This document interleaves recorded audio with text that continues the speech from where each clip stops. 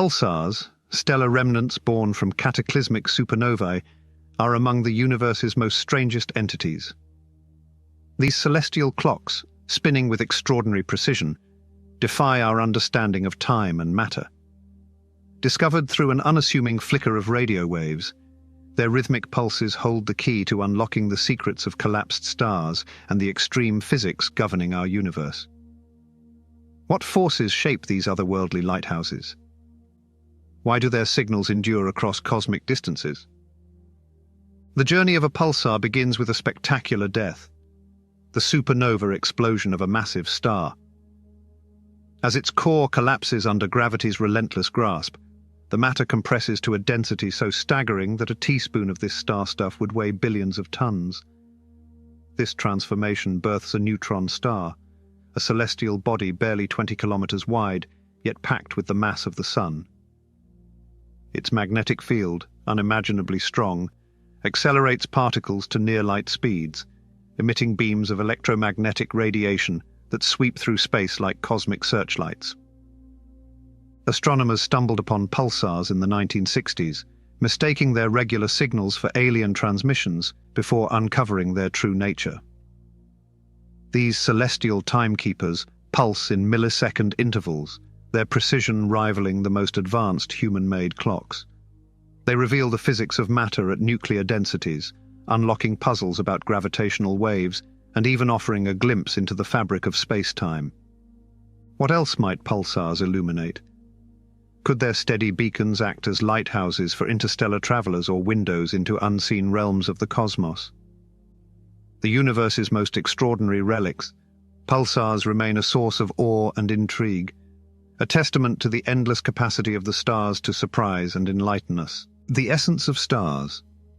Comprehending pulsars necessitates an understanding of stars. Pulsars originate from the remnants of stars that have succumbed to dramatic explosions known as supernovae. Before our discussion, it is essential to comprehend the fundamental principles underlying stellar luminosity, their energy sources, their longevity, and the reasons for their finite existence. Central to our narrative is the inquiry into why not all stars generate pulsars, specifically, why only the most massive stars do so, exclusively upon their demise. The Sun's diameter is 100 times that of Earth, a colossal sphere of plasma that has generated and will continue to generate vast amounts of energy for billions of years. Notwithstanding the Sun's vast size, it is classified as a dwarf star. The Sun will never generate a pulsar due to its insufficient size. Producing a pulsar necessitates a massive star significantly larger than the Sun. It is now understood that stars are vast spheres composed primarily of gas, specifically hydrogen and helium.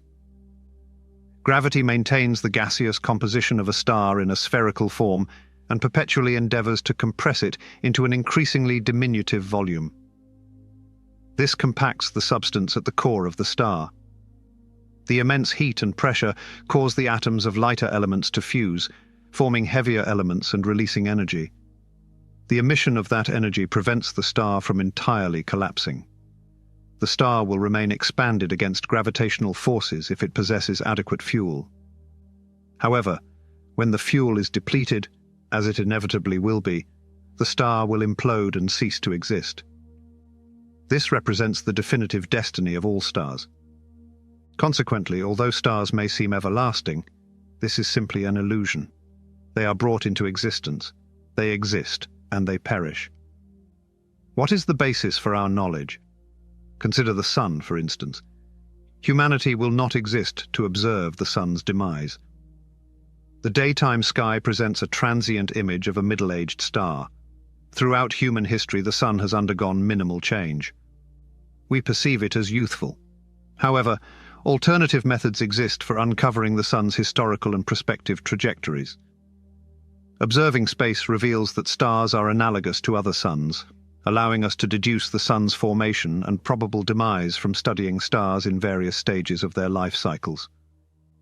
It resembles being amidst a diverse assembly of individuals from infancy to senescence. Observing individuals in our vicinity, we may infer that their experiences will mirror our own. We have utilized an identical methodology to comprehend stars. Nonetheless, a considerable challenge emerges in studying stars. Their vast distances render them physically inaccessible. All scientific disciplines depend on experimentation to evaluate hypotheses. The objective of any experiment is to alter a variable and observe the resultant changes.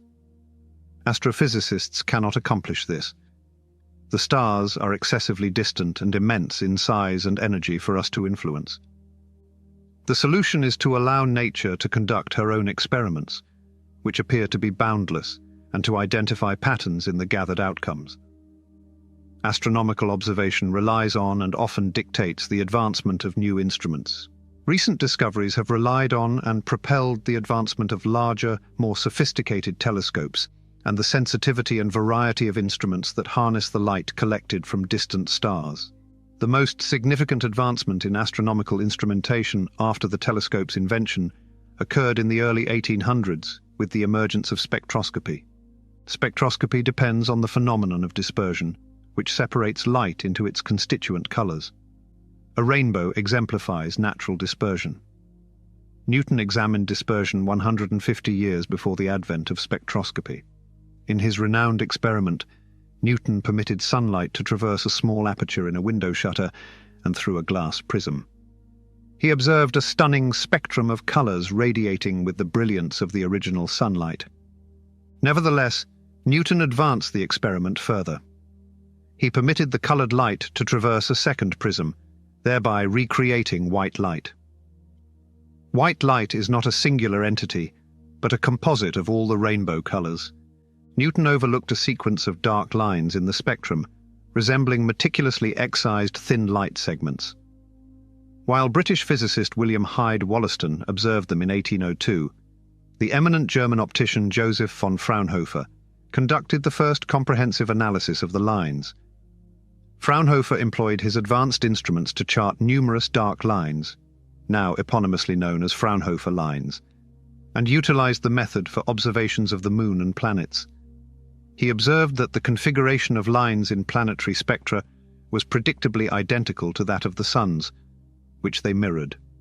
Upon analyzing the stellar spectra, he found that the arrangement of lines in the star spectra markedly differed from that of the sun's spectrum. This served as the stellar analogue of a barcode, offering comprehensive information regarding the identity and composition of the stars. However, Fraunhofer was an optician rather than a physicist, and he passed away unaware of the significance of his observations. The identification of spectral lines prompted astronomers to consider the classification of stars. This originated from the efforts of American amateur astronomer Lewis M. Rutherford and Italian Jesuit Angelo Secchi. A team of women, supervised by astronomer Edward Charles Pickering at Harvard College Observatory, classified stars according to the arrangement of spectral lines. Prohibited from enrolling in courses offered by their employing university, over a dozen women analyzed the spectra of thousands of stars and commenced their classification. At this juncture, we discerned the spectral lines generated by several elements and initially categorized the stars according to the intensity of hydrogen-induced lines, designating each star with a letter A, B, C, etc. One analyst, Annie Jump Cannon, observed a progressive alteration in the spectra's appearance and reorganized the sequence. The legacy of this is the disordered notation OBAFGKMRN, which continues to be studied by both professional and amateur astronomers. This was sheer taxonomy. No one understood the significance of the classifications. The spectral lines clearly suggested a distinct characteristic of the stars, potentially indicating a relationship.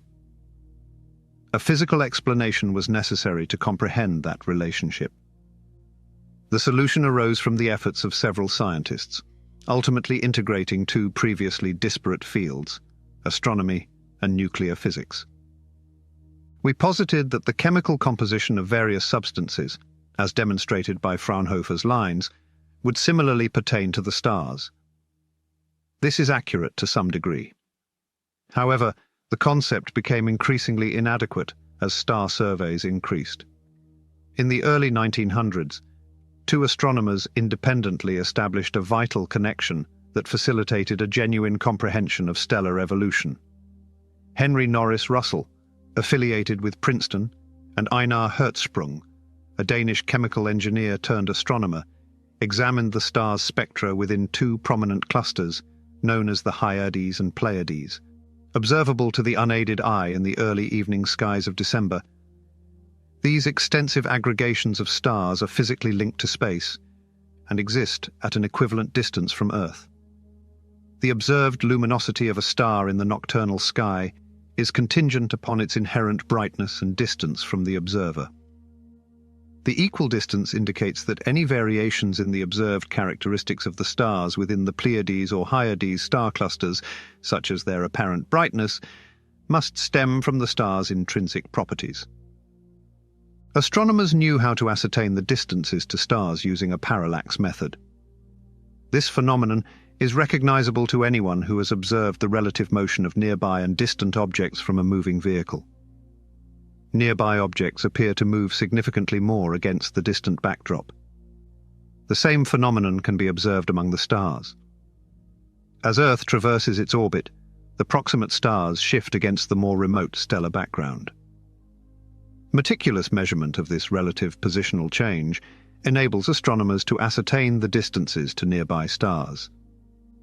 Assessing the apparent brightness of stars alongside their distances, obtained through parallax measurements, reveals their intrinsic brightness and numerous other physical characteristics, including their energy output.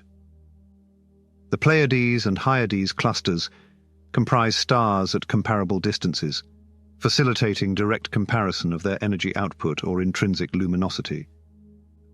Hertzsprung and Russell established a direct correlation between the varying line widths in stellar spectra and the intrinsic luminosities of stars through meticulous observation and analysis.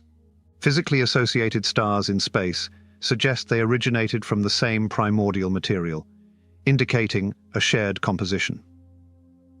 This indicated that variations in chemical composition alone could not account for the discrepancies in the spectra of stars within the same cluster.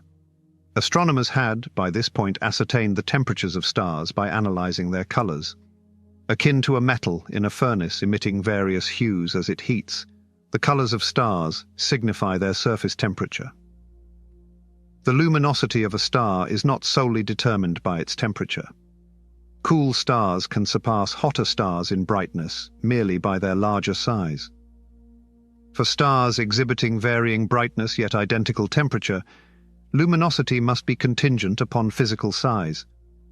The connections were established by comparing a star's brightness, its intrinsic luminosity derived from the spectral line widths, and its temperature inferred from its color. Astronomers were, for the first time, able to ascertain the distances to stars not through parallax, but via spectroscopy. By graphing the star's spectral type, color temperature, against their luminosity, Russell and Hertzsprung created a straightforward chart featuring a series of smooth curves formed by the plotted stars. A cursory examination of the Hertzsprung-Russell HR diagram indicates a significant correlation among the stars. Primarily, most stars are positioned along a band extending from the upper left corner, luminous and hot, to the lower right, faint and cool, referred to as the main sequence. Additionally, other groupings of stars existed, including luminous, cool stars in the upper right and faint, hot stars dispersed along the bottom. As astronomers plotted additional stars, the curves increasingly mirrored the evolutionary transformations of the stars. Returning to our analogy of observing a crowd to deduce a singular human life cycle, it is akin to graphing two attributes of humans, such as height and wrinkles, and observing that only tall individuals exhibit wrinkles, albeit not all tall individuals. A relationship exists. Astronomers confidently asserted that the HR diagram illustrated an evolutionary correlation. Hertzsprung and Russell provided elucidations regarding the relationship. Both were entirely incorrect. The elucidation would become apparent once astronomers comprehended the processes occurring within the stars' interiors. Stars are colossal in size, generating substantial energy over extended periods. However, where did all the energy originate? During the initial decade of the 20th century, Arthur Schuster and Carl Schwarzschild developed a model of the Sun characterized by increasing temperature and density with depth. This illustrated that the outward emission of radiation could counterbalance the inward gravitational attraction. Arthur Eddington initiated this theory, elaborated on it, and delineated his stellar structure theory in his seminal work, The Internal Constitution of the Stars. Eddington incorporated time into his calculations and demonstrated that the stars on the HR diagram illustrated an evolutionary progression from one type to another. The remarkable aspect was the duration of evolution, quantified not in millions of years but in billions. What sustains the luminosity of the Sun and other stars for extended periods? The solution arose from two novel concepts in science: atomic physics and the theory of relativity. A novel scientific discipline was emerging at the century's turn that would elucidate the age of the Earth and Sun, as well as the energy of the stars. Before that, gravitational collapse was the sole source of stellar energy. Marie and Pierre Curie discovered that radioactive decay can transmute specific elements into lighter elements. Uranium gradually decays into the lighter, more stable element lead, transforming a portion of the original atom's mass into energy. This occurrence is referred to as nuclear fission. Eddington's exploration of stellar nature resulted in acknowledging radioactivity as a sustainable energy source. At one time, it was proposed that the Sun could utilize the energy from radium decay, quantified at only 3.6 grams per cubic meter, for its own power generation. Although the discussion deviated from the main topic, it nonetheless encompassed alternative energy sources. The recognition that the fission of heavy elements and the fusion of lighter elements into heavier ones would yield substantial energy constituted a significant breakthrough. The spectra of stars revealed the presence of both hydrogen and helium. Research indicated that the mass of the helium nucleus is approximately 0.5% lower than the mass of the 4 hydrogen nuclei that constitute it. Can hydrogen fusion with helium generate adequate energy to sustain a star? As articulated in Einstein's renowned equation E, mc2, matter is indestructible but can be transformed into energy. Despite the minimal mass difference between hydrogen and helium atoms, when multiplied by the square of the speed of light, even a 0.5% variance results in a substantial amount of energy. The challenge was achieving the fusion of hydrogen nuclei. Eddington estimated the Sun's internal temperature to be approximately 40 million degrees. Is this temperature sufficient to facilitate nuclear fusion? A hydrogen atom consists of a positively charged proton and an electron. At elevated temperatures, protons and electrons create a plasma state, allowing protons to interact freely. Similar to the repulsion of like charges, the fusion of two positively charged protons necessitates surmounting this inherent repulsion, referred to as the Coulomb barrier. The resolution resided in the understanding that the electrostatic force separating individual protons is not the sole interaction they experience. The universe is governed by 4 fundamental forces: electromagnetism, which separates protons; gravity, the weak nuclear force; the strong nuclear force. The final force, significantly more potent than electromagnetism, binds protons within atomic nuclei. However, it operates effectively only over a limited distance, beyond which electromagnetism prevails.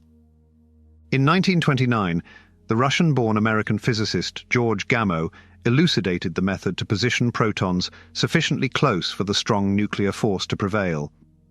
He devised a method known as quantum tunneling, which serves as a backdoor to the atomic nucleus. It facilitated the bonding of protons to create newer, heavier elements, releasing energy.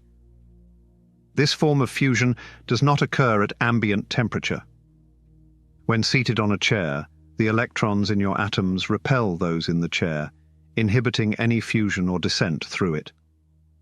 Nonetheless, the extraordinary temperatures and pressures within an entity, as colossal as a star, generate a distinct situation. The elevated temperature causes atoms to move at extraordinary velocities, resulting in occasional collisions that generate sufficient energy to surpass electrostatic repulsion. leading to the fusion of new, heavier particles and elements. Despite the infrequency of this phenomenon, the vast quantity of atoms in a star guarantees that, even with a low probability, adequate collisions transpire to sustain the star's energy output. Moreover, due to the immense size of stars, the energy release would persist for an extended duration, quantified in billions of years. Eddington's assertion that atomic energy is the essential source of stars has ultimately been validated. The fusion of elements within stars significantly impacts us, as we possess the same elements. Researchers Fred Hoyle, William Fowler, Geoffrey Burbidge, and E. In the late 1950s, Margaret Burbidge elucidated the mechanisms by which stars convert simple elements into heavier ones, a process termed nucleosynthesis. Elements with fewer protons are more readily fused due to reduced repulsive forces that must be surmounted. The smallest element is hydrogen, possessing a nuclear charge and mass of merely 1. This achievement requires exceedingly high temperatures. Hydrogen must undergo fusion at around 15 million K. The fusion of hydrogen nuclei results in helium with a nuclear mass of 4. Due to its greater density, helium descends to the star's core, resulting in hydrogen creating a substantial layer above it, akin to the egg white encasing the yolk. Hydrogen fusion persists in a shell surrounding the helium core, maintaining the star's luminosity at previous levels. The subsequent events are dictated by the star's initial mass, and as will be demonstrated, the destinies of stars with varying masses diverge markedly. In the Sun, the temperature and pressure within the newly formed helium core escalate until, at 100 million K, helium initiates fusion to produce carbon. The denser carbon descends beneath the helium towards the star's core, where pressure and temperature persistently escalate. At this juncture, the Sun's external appearance will significantly transform. The Sun's mass expands and cools, increasing to over 90 times its main sequence size and consuming the planets Mercury and Venus. As the Sun expands, it becomes more luminous. However, the cooling of its outer atmosphere results in a reddish hue, signifying its transformation into a red giant. On the HR diagram, it transitions from the main sequence to the upper right quadrant. Simultaneously, the star's heated, compact core persists in the depths. A star with fewer than 8 solar masses will evolve into a red giant. The ongoing emission of subatomic particles known as neutrinos cools these stars, inhibiting their ability to achieve the temperatures required for carbon-oxygen fusion. These peculiar particles traverse from the core outward through the star without engaging with matter that possesses energy. A fragile envelope of hydrogen and helium encases the current carbon and oxygen-dense core. Stars from 8 to 10 solar masses possess adequate mass to produce the temperatures and pressures required to convert carbon into oxygen, neon, and magnesium. After a duration contingent upon its initial mass, the star resembles an onion, exhibiting concentric layers of progressively denser elements, ranging from the outermost hydrogen to helium, carbon, and, ultimately, the core. However, more is needed to extend the star's lifespan. Eventually, it depletes its nuclear fuel. Radiation pressure from the core gradually expels the gas shell for hundreds of years. The softly illuminated shell evolves into a planetary nebula, exposing the core at its center, now referred to as a white dwarf star, a gradually cooling remnant approximately the size of Earth. From an external perspective, the star seems to elevate in temperature. However, due to its diminutive size relative to main sequence stars, its luminosity diminishes. On the HR diagram, the star transitions from the red giant region in the upper right to a position lower and to the left. The track traverses the main sequence and concludes in the lower left of the HR diagram, enduring for billions of years while it gradually cools and diminishes from the stellar domain. The destiny of more massive stars holds greater significance in the narrative of pulsars. If a star's initial mass exceeds 10 solar masses, it can produce adequate pressure and temperature to sustain the fusion of progressively heavier elements. In doing so, It radiates significantly more luminosity in space than its low-mass counterparts, and at a considerably accelerated rate. The star's increased mass generates greater gravitational pressure at the core, leading to an intense rate of nucleosynthesis. A star with solar mass has a lifespan of roughly 8 billion years, while a massive star endures for about 100 million years. A massive star incessantly synthesizes heavier elements throughout its brief existence, accumulating them sequentially in its core. The denser elements descend to the core, while successive strata of less dense elements encase it akin to the layers of an onion. The accumulation of iron in the core results in its failure. The fusion of iron nuclei necessitates energy rather than releasing it. Thus far, the amalgamation of lighter elements into heavier counterparts has served as an energy source for the star, maintaining its expansion against the relentless force of gravity. However, gravity, the most feeble yet most expansive of all forces in the universe, ultimately prevails. Having exhausted its nuclear fuel, the star lacks the means to maintain its inflation against gravitational collapse. The nuclear fusion processes that sustained its brief existence have now ceased. Most of the star's outer layers implode within a brief interval, accelerating towards the core. There, they collide in a colossal impact so intense that they immediately create elements denser than iron that constitute our known worlds. The significant implosion leads to a core bounce. The amalgamation of matter surrounding the core during the collapse emits substantial energy.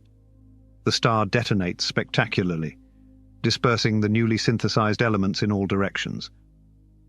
The eruption radiates with the luminosity of 100 billion stars. It has transformed into a supernova. For a brief period, it surpasses the entirety of the galaxy. While the star's outer layers expand into space, the stellar core persists in its collapse.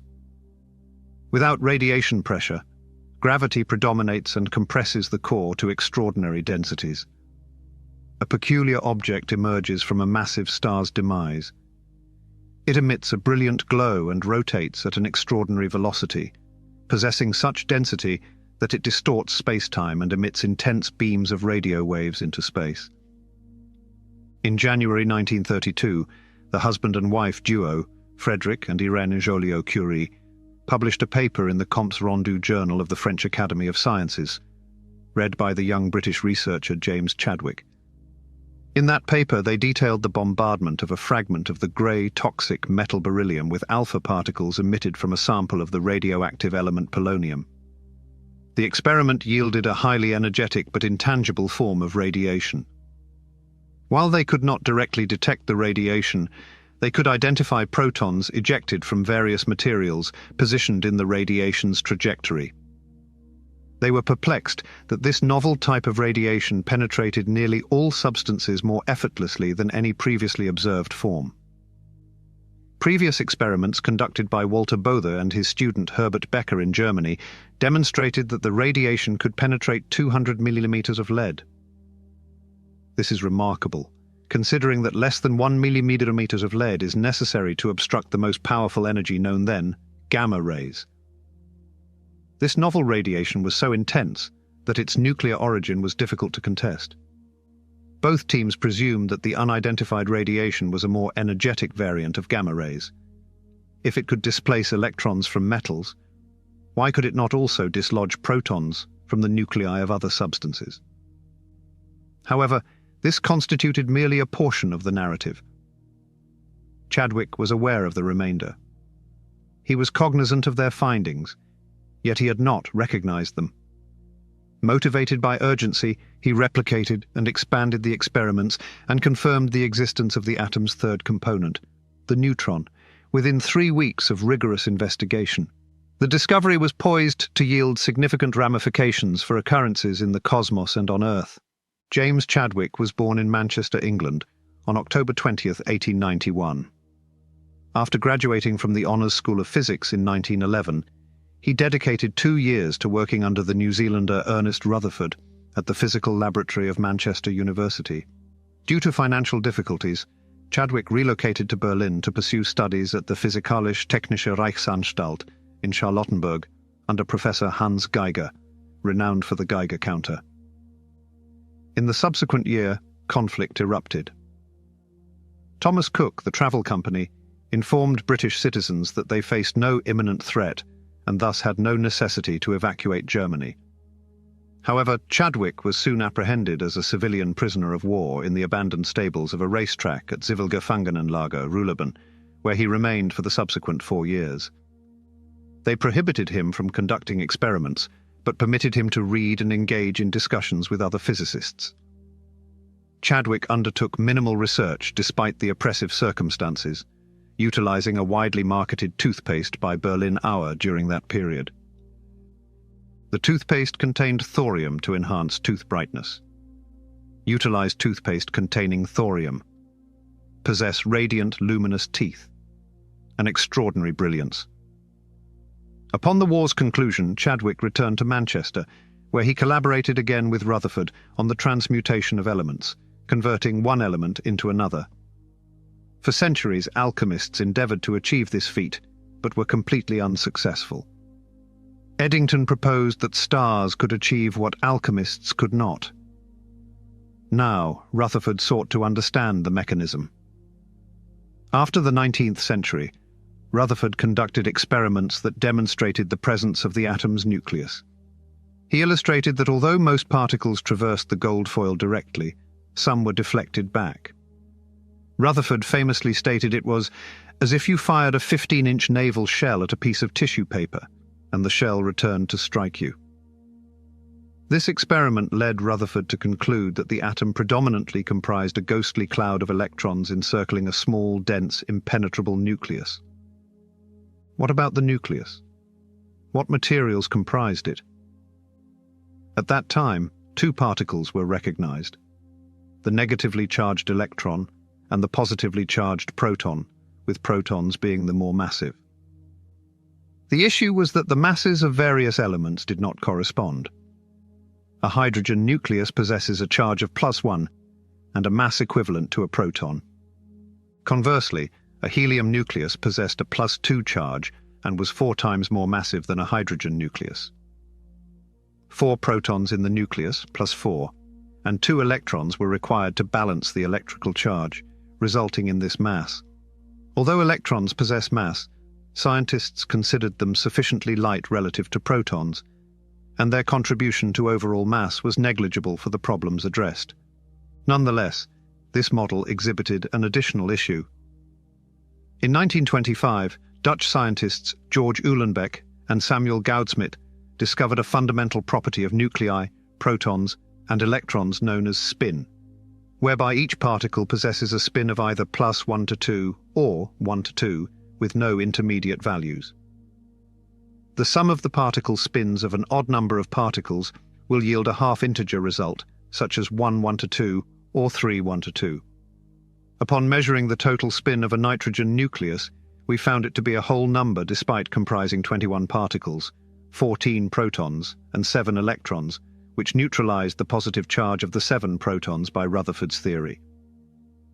A third type of particle must exist within the atom that does not affect its charge, but contributes to its mass equivalent to that of a proton.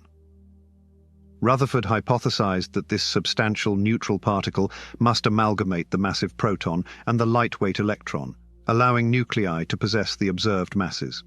In his Beckerian lecture to the Royal Society in 1920, Rutherford elucidated that it may be feasible for an electron to associate more intimately with the hydrogen nucleus, resulting in a form of neutral doublet. Rutherford designated this theoretical particle as the neutron. Rutherford and his students dedicated the subsequent 12 years to pursuing the neutron, but have yet to succeed.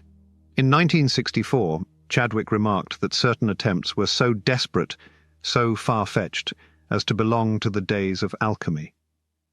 However, upon reading the Joliot-Curie paper, he realized he was on the verge of discovering this elusive particle. As mentioned at the beginning of this chapter, the Joliot-Curies proposed that the penetrating radiation comprised gamma rays.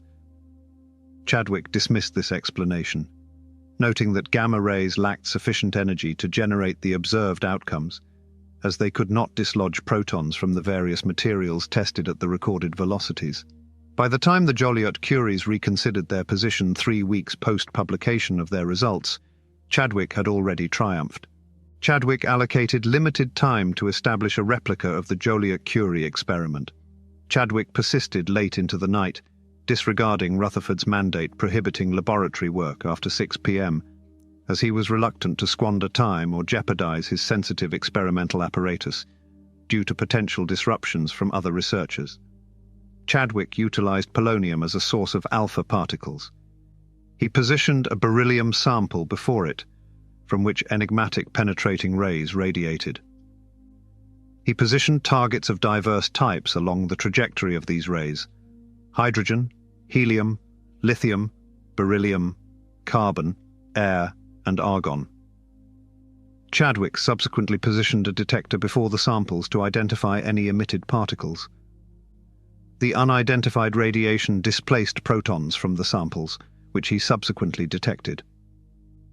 Chadwick demonstrated that gamma rays lacked sufficient energy to dislodge particles from the samples by measuring their velocity. The penetrating radiation necessitated particles possessing a mass comparable to that of a proton, yet devoid of any electrical charge. In a correspondence to the journal Nature dated February 27, 1932, he stated, "The difficulties vanish, however, if one posits that the radiation comprises particles with a mass of 1 and a charge of 0, or neutrons."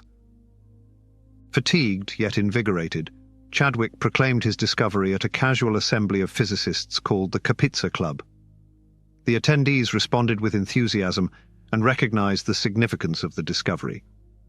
In a comprehensive report of his experiment published in the Proceedings of the Royal Society, Chadwick articulated his discovery with caution.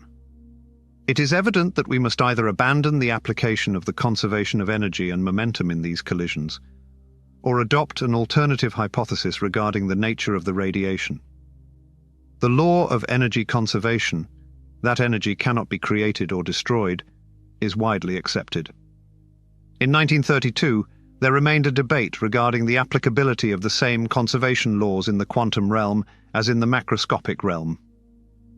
Chadwick asserted, "If we assume that the radiation is not quantum but comprises particles with a mass nearly equivalent to that of the proton, all the challenges associated with collisions vanish, including those regarding their frequency and the energy transfer to various masses. To elucidate the significant penetrating capability of the radiation, we must additionally posit that the particle possesses no net charge. The particle may represent a close amalgamation of a proton and an electron, akin to the neutron Rutherford addressed in his 1920 Bakerian lecture. What is the status of the Joliot-Curies? Frederick was understandably disheartened by being preempted by Chadwick, and privately articulated his frustration regarding the necessity of publishing scientific evidence to establish precedents, while observing other researchers capitalize on that published work. This was the catalyst for Chadwick's success. Nevertheless, a magnanimous Frederick publicly acknowledged Chadwick for the discovery. Electrically neutral neutrons are entirely impervious to the positive repulsive force exerted by protons within an atomic nucleus. Consequently, they possess an extraordinary capacity to infiltrate the nuclei of other atoms. In early 1939, Otto Hahn, conducting research in Berlin, demonstrated that the uranium nucleus undergoes fission when subjected to neutron bombardment, releasing substantial quantities of energy. 2 months later, the Joliot-Curies published a letter in Nature declaring that the uranium nucleus not only underwent fission but also emitted additional neutrons, which would penetrate and further split additional uranium nuclei, thereby releasing even more energy. Some perceived the emergence of a chain reaction as exhilarating, whereas others regarded the ramifications as alarming. Physicists from both camps recognized that the Joliot-Curie findings indicated a method for unleashing vast quantities of energy with alarming consequences for weaponry technology. They had established the groundwork for the world's inaugural atomic bomb. Several years later, they would employ the same scientific principles that had unveiled the essence of the stars to obliterate hundreds of thousands of lives and subject the remainder of humanity to a perpetual threat of extinction. During this period, an exceptional young Indian scientist travelled from India to England to study under Eddington. Subramanian Chandrasekhar was an outstanding scholar who received a scholarship from the Indian government to pursue his studies in England. During the journey, he had ample opportunity for contemplation. He was proficient in German, had studied Einstein's papers on relativity theory, and comprehended the extreme conditions within stars. The extreme conditions of stars that have depleted their nuclear fuel perplexed him. What transpired subsequently? After our sun's life cycle, the nuclear reactions that have sustained it for more than 8 billion years will cease. Gravity will prevail. The least potent of the 4 fundamental forces in the universe is also unyieldingly patient. Despite the monumental conflict presented by nuclear fusion, the struggle has concluded. As the star's outer layers quietly disperse into space, gravity draws the remnants of the star's core inward. Eventually, the star ceases to contract and transforms into a white dwarf. During Chandrasekhar's era, white dwarf stars transcended theoretical constructs. Nearly a century prior, Friedrich Wilhelm Bessel, the director of the Königsberg Observatory, observed the peculiar oscillation of the most luminous star in the sky. He proposed that the star Sirius exhibited lateral oscillation, while orbiting a shared center of gravity with an unseen companion. Despite the rejection of his proposal, American lensmaker Alvan George Clark identified the faint star that Bessel had forecasted 18 years prior. In 1914, American astronomer Walter Sidney Adams successfully photographed the spectrum of this unusual star and determined it to be as hot as its companion, Sirius. The sole explanation for a star being both extremely hot and remarkably faint is its diminutive size. Rutherford's research elucidated the atomic structure, demonstrating that it consists predominantly of empty space, with a minuscule nucleus enveloped by a cloud of electrons. This understanding enabled the conceptualization of matter being fragmented and compressed to the extent that an entire sun could be reduced to the dimensions of planet Earth. Upon reaching the end of its life cycle, a star's core collapses, removing electrons from atomic nuclei, thereby creating a nucleus-electron amalgam referred to as degenerate matter. Nonetheless, no electron can inhabit the identical quantum state as another electron, a phenomenon referred to as the Pauli exclusion principle. The core attains a state in which the electrons oppose additional compression. It resembles attempting to compress a bag of billiard balls. Once they are in contact, further reduction of the bag's size is impossible. With a diameter comparable to Earth's, the star's core ceases its contraction and remains between existence and obliteration. Despite being exceptionally luminous at their surface, particularly in their youth, white dwarfs are remarkably dim in the sky due to their diminutive size. Without nuclear reactions to sustain its temperature, the initially hot white dwarf gradually dissipates its residual heat into space. Over billions of years, it transitions from white to yellow, red, and black. As large as a diminutive star and as dark as the abyss, any residual planets will persist in orbiting the unseen stellar remnant in utter obscurity. Perpetually. Chandrasekhar's inquiry was not about how a star could attain such diminutive size, but rather what prevents it from becoming smaller, and what occurs at such densities. Chandrasekhar increasingly recognized that a maximum mass exists for a white dwarf. Observe that we use the term massive, not large. Increased mass results in smaller white dwarfs, which is paradoxical. Increasing the mass of a white dwarf would consequently enhance gravitational forces, compressing the stellar remnant further. Chandrasekhar exhibited his genius by calculating solely with pen and paper that a white dwarf undergoes additional catastrophic collapse beyond a mass of roughly 1.44 solar masses. Gravity surpasses the repulsive force of the electrons. Chandrasekhar was perplexed by the inquiry regarding the nature of the white dwarf's collapse. Upon his arrival in England, he was prepared to address this issue. Nonetheless, Eddington's and other British scientists' responses to his theory could have been more favourable. Eddington would never endorse Chandrasekhar's conclusions. In January 1935, Chandrasekhar presented his theory at a Royal Astronomical Society meeting. After his lecture, Eddington dismissed the entire concept. In one of the most renowned disputes in scientific history, Eddington unequivocally rejected Chandrasekhar's conclusions and did so in an exceptionally severe manner. He asserted to the audience that a natural law should exist to prevent a star from exhibiting such absurd behavior. No one disputed the legendary individual. Eddington was so esteemed that his views impeded research on the characteristics of small, dense stars for decades. Chandrasekhar, nearing the prediction of neutron stars, believed that Eddington's criticism had jeopardized his prospects for tenure at a British university, prompting his relocation to the United States, where he became a member of the University of Chicago faculty.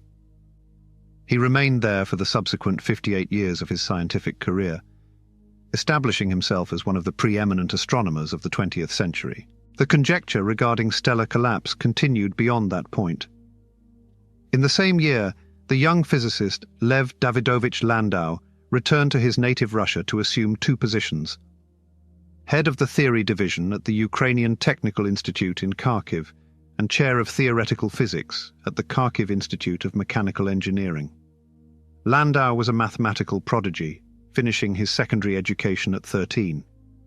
He commenced his mathematics, physics, and chemistry studies at Baku University, subsequently known as Kirov Azerbaijan State University. The following year and 2 years later transferred to Leningrad State University, from which he graduated in 1927. In 1934, Landau obtained his doctorate in physical and mathematical sciences in Kharkiv. Landau's research encompassed a spectrum of extreme physics, including atomic collisions, astrophysics, low-temperature physics, and quantum field theory. His pivotal contribution was elucidating the anomalous behavior of liquid helium at cryogenic temperatures. At merely a few degrees above absolute zero, helium transitions into a superfluid, an unusual state of matter that flows without resistance. The superfluid exhibits peculiar behaviors, such as ascending into or descending from a beaker until the helium level outside equilibrates with that inside the beaker.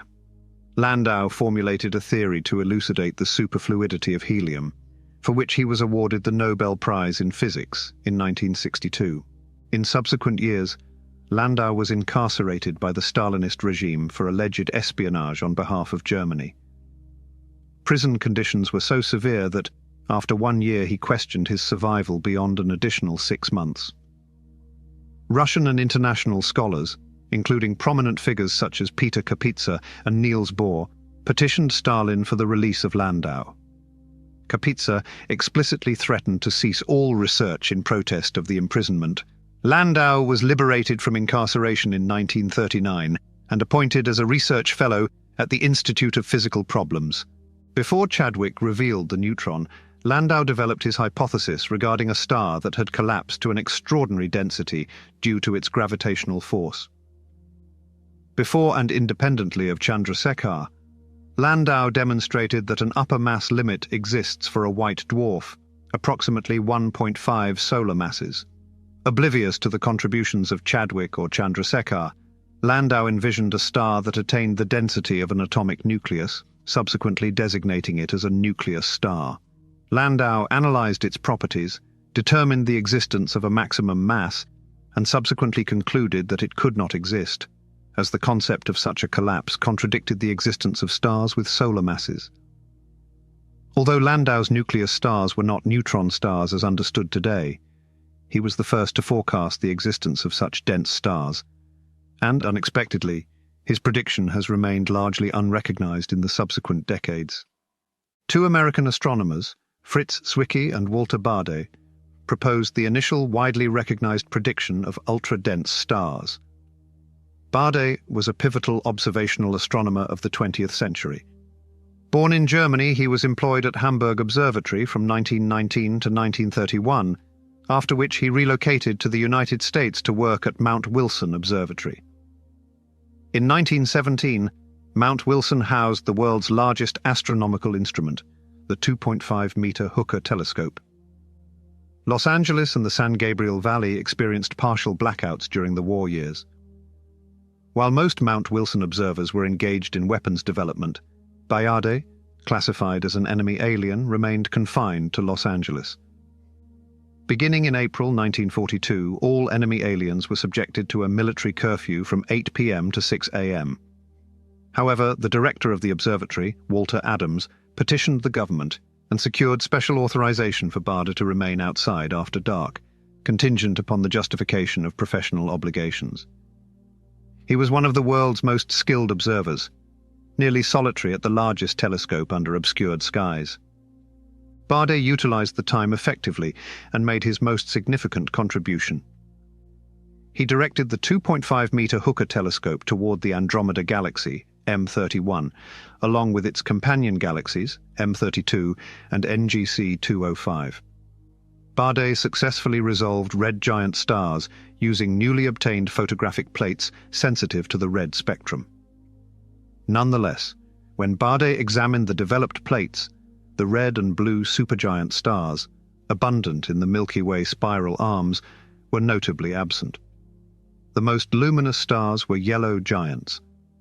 Bayard identified two distinct groups of stars in the galaxy: population 1 stars, young and metal-rich, including the luminous red and blue supergiants.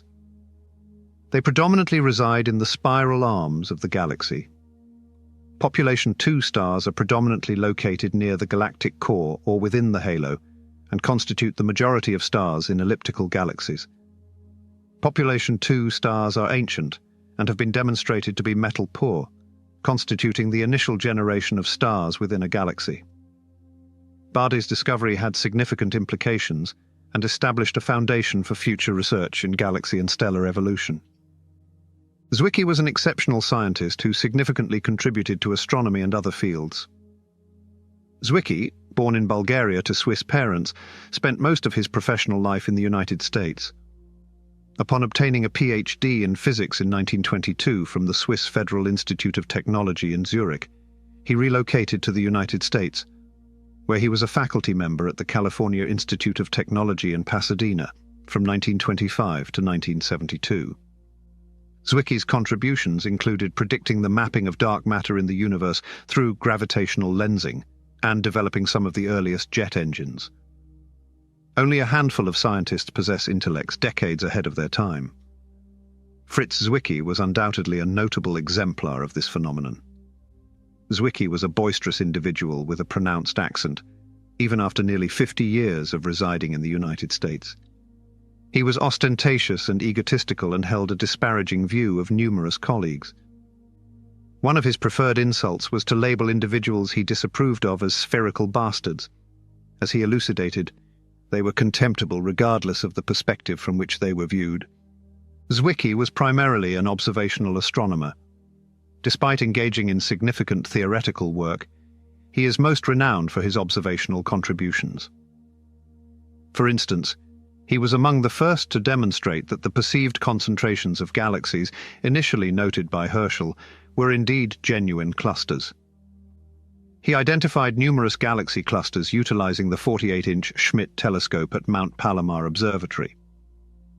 From 1937 to 1941, Zwicky identified 18 supernovae in external galaxies, while the cumulative discoveries by all other astronomers amounted to 12.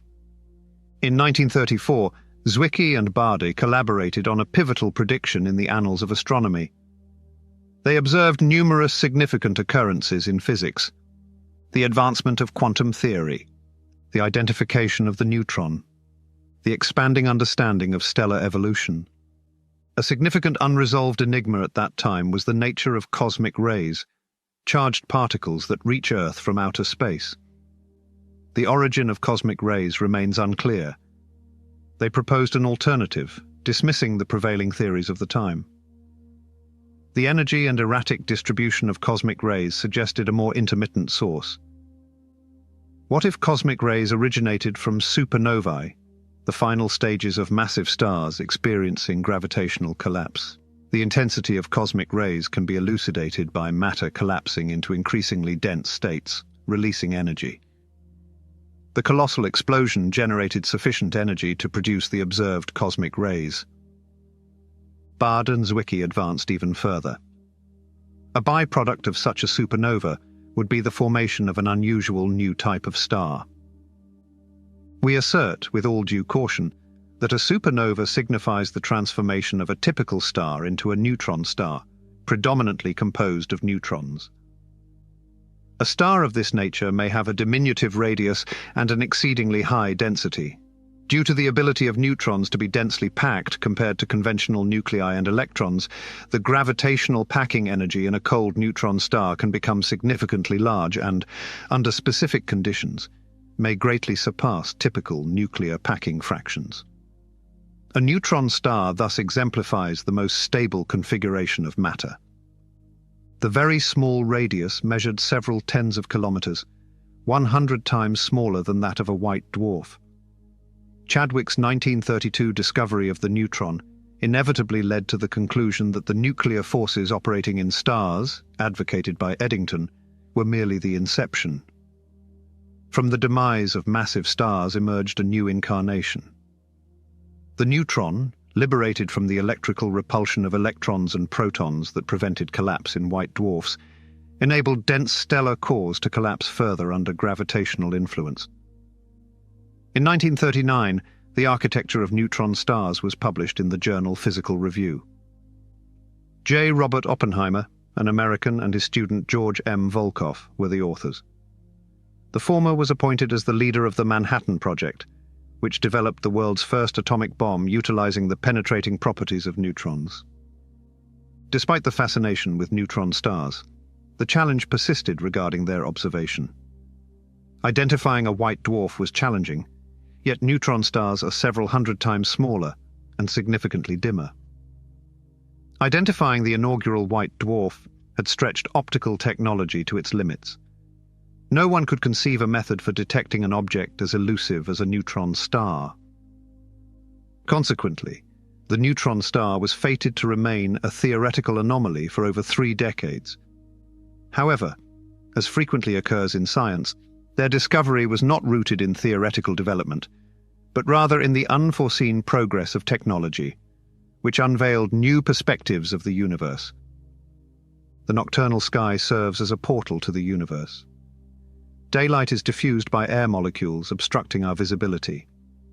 For astronomers, it resembles attempting to view a film in a theater with illuminated lights. As the sun sets, the sky darkens, revealing Earth's celestial surroundings. Since prehistory, humans perceived the night sky as a hemispherical expanse to which the stars were affixed. However, contemporary understanding reveals that this dark dome is illusory, allowing us to explore the depths of space. The disparity in the perceived brightness of stars results from a combination of intrinsic luminosity and distance. Typically, the dimmer stars are located at greater distances. The greater the distance we observe, the more abundant the stars become. Eventually, they lose their individuality and coalesce into the ethereal collective of the Milky Way, akin to how sand grains amalgamate to create the seamless surface of a beach. Visible diffuse patches are galaxies located far beyond our own. As technology progresses, our understanding evolves, yet there appears to be no definitive limit to our discoveries. The sky possesses neither surface nor boundary. When we gaze into the nocturnal expanse, we are modestly yet inexorably observing the cosmos. However, the universe encompasses more than is perceptible. An invisible realm exists beyond our natural senses, and this new universe was revealed entirely by chance, akin to numerous significant scientific breakthroughs. Ironically, it was first investigated not by astronomers dedicated to celestial observation, but by radio engineers focused on achieving victory in a conflict. As observed, 1932 was a significant year in science. Chadwick discovered the neutron, while Landau theorized about the nucleus star. During that decade, radio emerged as a prevalent medium for communication and entertainment. However, it encountered several issues. Bell Telephone Laboratories aimed to utilize radio transmissions for transatlantic telephony. However, a persistent hiss hindered what was then considered short wavelengths, 10-20 meters. The responsibility of determining the noise source was assigned to a young radio engineer, Carl Gunther Jansky, who had joined the company in 1928. Though not regarded as an exceptionally remarkable profession then, the hiss he was examining provided our initial insight into the universe. The new window would unveil not only the architecture of the Milky Way, but also a multitude of novel astronomical phenomena, including pulsars. Jansky constructed an antenna capable of detecting radio waves with a wavelength of 14.5 meters. To enable him to ascertain the source of the static, he affixed the antenna to a large turntable, which garnered the designation Jansky's merry-go-round. After months of observation, Jansky could differentiate static from nearby and distant thunderstorms. However, what captivated him was a subtle yet persistent hiss that appeared to emanate from an indeterminate source. Due to the daily fluctuations in static intensity, Jansky initially believed he was detecting static from the Sun. Due to Earth's rotation occurring once every 24 hours, the Sun traverses the sky consistently throughout the year. However, after months of observation, it became evident that the most luminous point was shifting, not in a regular 24-hour cycle as observed with the Sun, but in a shorter duration of 23 hours and 56 minutes. The distant stars experience a loss of 4 minutes daily due to the Earth's orbit around the Sun. The discrepancy was minimal, yet sufficient to ascertain that the origin was celestial and extrinsic to the solar system. The static discovered by Jansky originated from deep space. Initially, Bell Labs leveraged the discovery and garnered extensive publicity. When Jansky proposed the construction of a 30-meter diameter dish antenna to further investigate the phenomenon, he received no support from his employer. Although space-based static intrigued Jansky, it presented no challenge to Bell Labs operations. They received their response, and that concluded the matter. Jansky was assigned a different project and subsequently never returned to radio astronomy. The radio sky was overlooked for years. In 1934, a young Grote Reber perused one of Jansky's papers and believed he had discovered the solution for conducting a more thorough investigation of the phenomenon. Constructing a parabolic dish will facilitate the examination of these unusual radio emissions at elevated angular resolutions, thereby accurately identifying their sources in the sky. Reber communicated his proposal to Jansky, but Jansky responded unfavorably for ambiguous reasons that need to be clarified. Reber could have contacted the astronomers more responsively. In a 1992 interview, he stated, "The optical astronomers were ignorant of radio technology and thus deemed Jansky incorrect, while the electrical engineers acknowledged Jansky's research but found it irrelevant." However, not all dismissed it as futile. Within a few years, Cambridge physics professor Gennady Potapenko and his student Donald Follard validated Jansky's discoveries, utilizing a loop antenna and subsequently a single-wire antenna in the Mojave Desert. 1936, despite Jansky's discouraging response, Reber built a 31.5-foot fully steerable parabolic dish in his parents' backyard. Assisted by a local blacksmith, the total expenditure amounted to $1,300. Enabling him to investigate the radio sky at wavelengths of 74.9 cm, 400 mmHz, and 199.9 cm, 150 mmHz. Reber became the inaugural and sole radio astronomer globally with this apparatus. Regrettably, scholars rejected his work due to the absence of appropriate university academic oversight. Significant advancements included identifying sunspot groups at radio wavelengths and the forecast, by discovering the crucial 21 cm line emission attributed to hydrogen. The latter was a crucial advancement in elucidating the dimensions and structure of our galaxy. Numerous acclaimed publications assert that gazing towards Sagittarius allows one to observe the center of the Milky Way galaxy. This is akin to asserting that if I gaze at the ground beneath me, I observe Greenland. Local geography can be modified accordingly.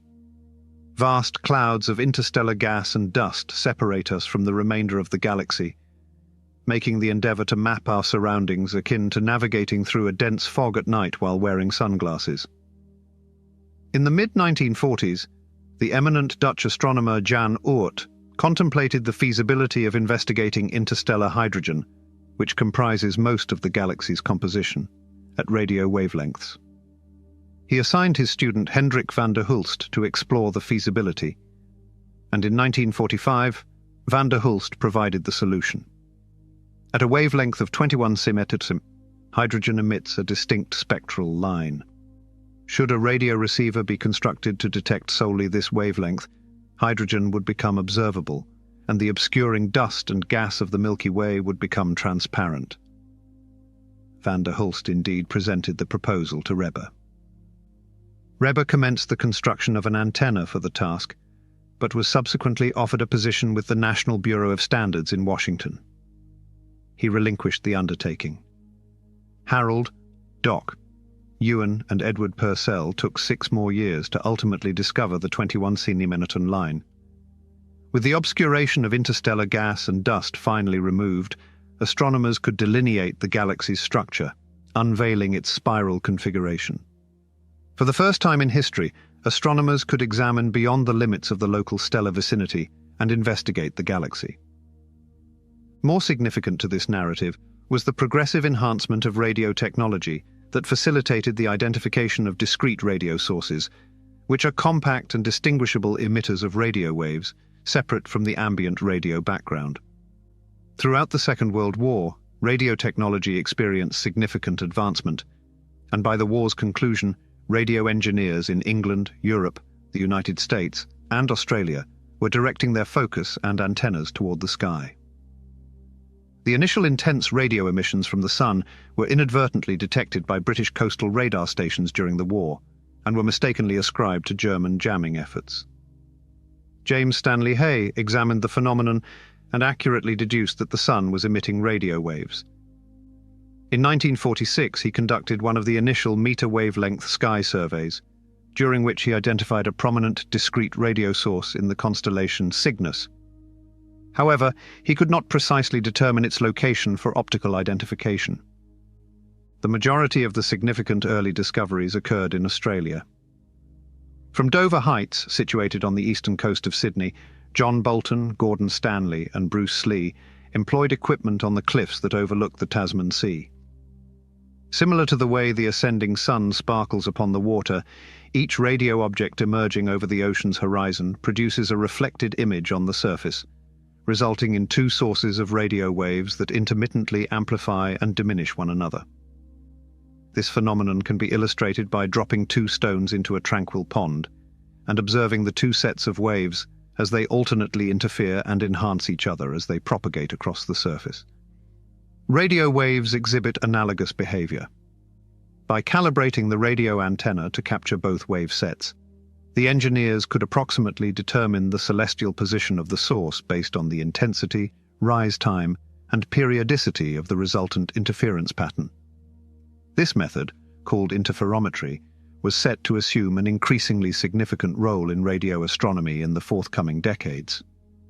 The team at Dover Heights prioritized re-identifying the source in Cygnus, as reported by Hay in 1946, and aimed to determine a significantly more precise location for it. In June 1947, they identified its C interference pattern and designated the source Cygnus A. However, its location contained only a few dim stars. Bolton and his team deduced that a singular radio source indicated the existence of additional sources, prompting them to survey the skies using their C interferometer. On November 6, 1947, they discovered another source in Taurus, and by March 1948, they had identified an additional 6 sources dispersed throughout the sky. Radio sources do not resemble stars. Although individual stars are easily identifiable, the positions of radio sources could have been more precisely defined. Like Cygnus A, none of the other radio sources corresponded to objects observed at visible wavelengths. Cygnus A, the most robust of the sources, was identified in the early 1950s by a team led by Francis Graham Smith in Cambridge, whose more precise location aligned with a relatively dim nebulous area. Walter Baade and Rudolf Minkowski utilized this position to conduct a spectroscopic analysis of the visible object, identifying it as a galaxy and determining that it predominantly emitted energy in radio wavelengths. In mid-1948, Bolton and Stanley journeyed to New Zealand to enhance the resolution of radio sources. They possessed two objectives. One could observe the sources positioned over a Western Ocean horizon, enabling a more precise determination of their location. The second point is that New Zealand possesses cliffs of greater height than those found on the east coast of Australia, and it was anticipated that the increased elevation above sea level would enhance angular resolution, yielding a clearer radio image. Transporting an aerial on a substantial trailer, they chose two clifftop locations with elevations of approximately 300 meters, in contrast to Dover Heights at 79 meters. Notwithstanding the recurrent extreme weather conditions, 4 months of observation and analysis disclosed the locations of 4 new sources within mere minutes of the arc, approximately 1/6 the diameter of the full moon. 2 sources corresponded with optical images of galaxies. The location of Virgo A aligned with a massive elliptical galaxy known as M87, the second brightest constituent of the 2,500-member Virgo cluster of galaxies. Centaurus A was associated with NGC 5128, which subsequently demonstrated to be a significant source of X-rays, infrared, and gamma radiation, as well as the closest of the so-called active galaxies. Taurus, a third radio source, corresponded with a millennium-old supernova remnant known as the Crab Nebula. The Crab Nebula is named for its outline, which loosely resembles a crab. The minute illumination area, observable through small telescopes, aligns with the sight of a new star documented by Chinese and Japanese astronomers in 1054, who noted its visibility even in daylight for over 3 weeks. When Bolton discovered, the disparate elements of stellar evolution began coalescing. The new star was a supernova, the violent and dramatic demise of an aging high-mass star. Nearly 900 years later, it continued to emit radio waves throughout the galaxy. Aside from the Sun, the Crab Nebula was the inaugural visual object recognized as a radio source, thereby establishing John Bolton, Bruce Slee, and Gordon Stanley as the pioneers in correlating radio sources with optical counterparts. This also signified the maturation of radio astronomy, demonstrating that it could yield discoveries entirely independent of optical astronomy. A novel epoch in scientific inquiry has commenced. Australians were not the sole participants in the emerging domain of radio astronomy.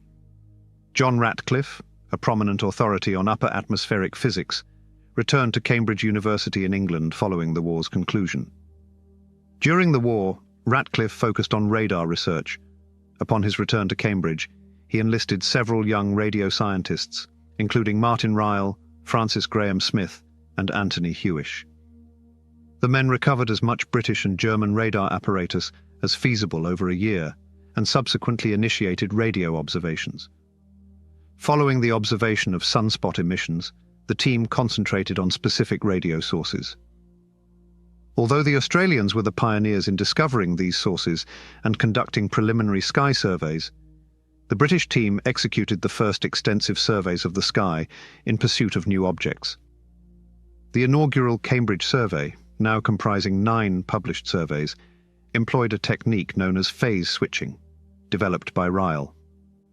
This entailed capturing signals from 2 distantly positioned antennas and introducing a delay to one, causing it to alternately align and misalign in phase with the signal from the other. This technique facilitates the more straightforward identification of point radio sources against the background. Employing this technique, the Cambridge team successfully catalogued 50 sources. In 1952, 4 years later, Ryle directed a team that employed a double interferometer, comprising 4 cylindrical antennas, at the corners of an expansive field located a few kilometers west of Cambridge. After 3 years, the astronomers catalogued 1,136 radio sources in the 2C catalogue. However, the third Cambridge catalogue, or 3C, was set to unveil a completely novel astronomical phenomenon. A particular type of radio source distinguished itself from all others. Perceived against the sky, they appeared diminutive yet luminous, the radio counterparts of stars, prompting astronomers to designate them as quasi-stellar radio sources, subsequently abbreviated to quasars. A radio telescope's resolution is significantly inferior to that of optical telescopes, making it challenging to ascertain both the point-like nature of quasars and their precise locations. Both elements were elucidated in 1962 when the Moon obscured the brightest quasar, 3C273.5. As the Moon orbits the Earth, it eclipses any celestial object more distant than itself, a phenomenon known as a lunar occultation. Due to the Moon's lack of atmosphere, its edge or limb appears distinctly defined when observed from Earth. When the Moon occults a point object such as a star, the star abruptly disappears instead of gradually fading, as occurs with objects with a measurable diameter, like planets in the solar system. The technique of lunar occultations was initially employed to determine the Moon's position. By precisely knowing the positions of the stars, the Moon's trajectory could be accurately mapped. Determining the exact position of the Moon allows for the inverse process. By documenting the moment a radio source is obscured by the Moon, one can unequivocally ascertain the location of the radio source for correlation with observable entities. In the early 1960s, several attempts were made to identify these peculiar radio sources, yielding limited success. The advancement occurred in 1962 with the utilization of the 64-meter Parkes radio telescope in western New South Wales. Every 20 years, a series of occultations of 3C273 is observable from the southern hemisphere. Cyril Hazard, then affiliated with the newly established astronomy group at Sydney University, reserved time on the recently completed Parkes telescope to observe the occurrences. The initial observation required greater conclusiveness. An additional occultation of 3C273 remains unobserved due to an issue. The substantial diameter of the Parkes dish, in contrast to its comparatively short support tower, restricted the dish's tilt to a maximum of 60 degrees from the zenith. An alarm activates when the large dish attains an angle of 30 degrees above the horizon and its rim nears the ground, causing the telescope to halt automatically. The issue was that when 3C273 was set to reappear from behind the Moon, the two objects would be positioned slightly below 30 degrees in the sky. This was a significant observation pertinent to the radio astronomers and the Parkes telescope. The newly completed telescope was anticipated to commence its operations with a significant discovery, and quasars offered substantial potential. Bolton and his colleagues would not allow a trivial safety protocol to impede a potentially significant astronomical discovery. Bolton dismantled the telescope's safety mechanisms and utilized a grinder to excise portions of the bearing housings, enabling the dish to tilt an additional degree toward the horizon. In preparation for the observation, all access roads to the observatory were closed. Non-essential electrical equipment was deactivated, and the electronic equipment required for the observation was duplicated. On the evening of August 5, 1962, 3C273 was obscured by the Moon. Upon re-emergence, the Parkes telescope's edge was nearly in contact with the ground, yet they observed everything.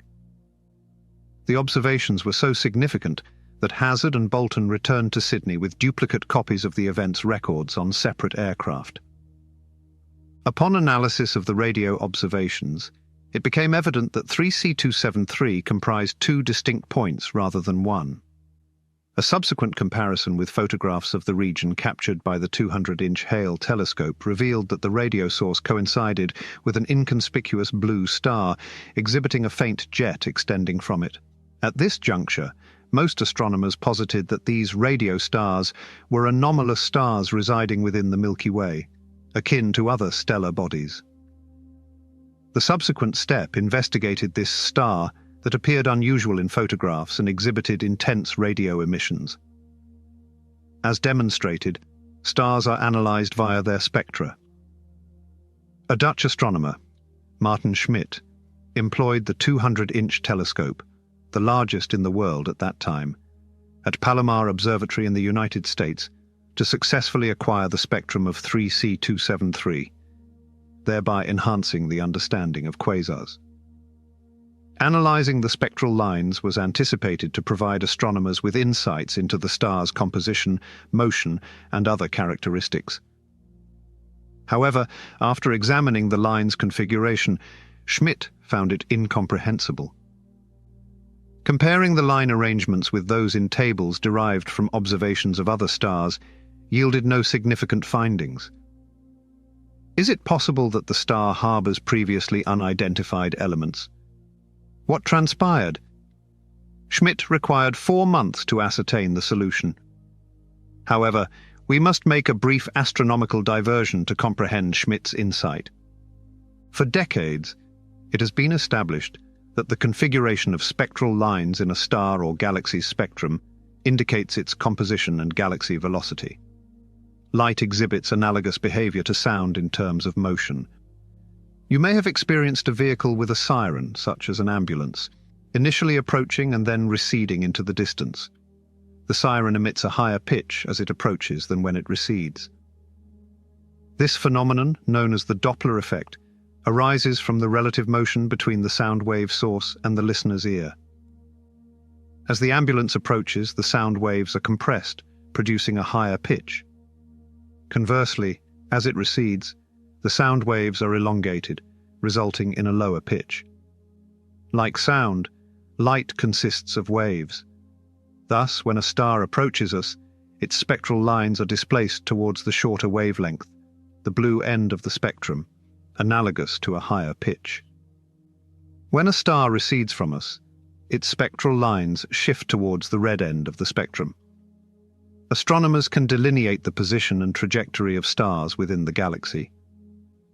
In galaxies far beyond the vicinity of the Milky Way, a comparable phenomenon manifests. Edwin Hubble was a pioneer in the study of galaxy spectra. Hubble meticulously observed thousands of galaxies, documenting and analyzing their spectra.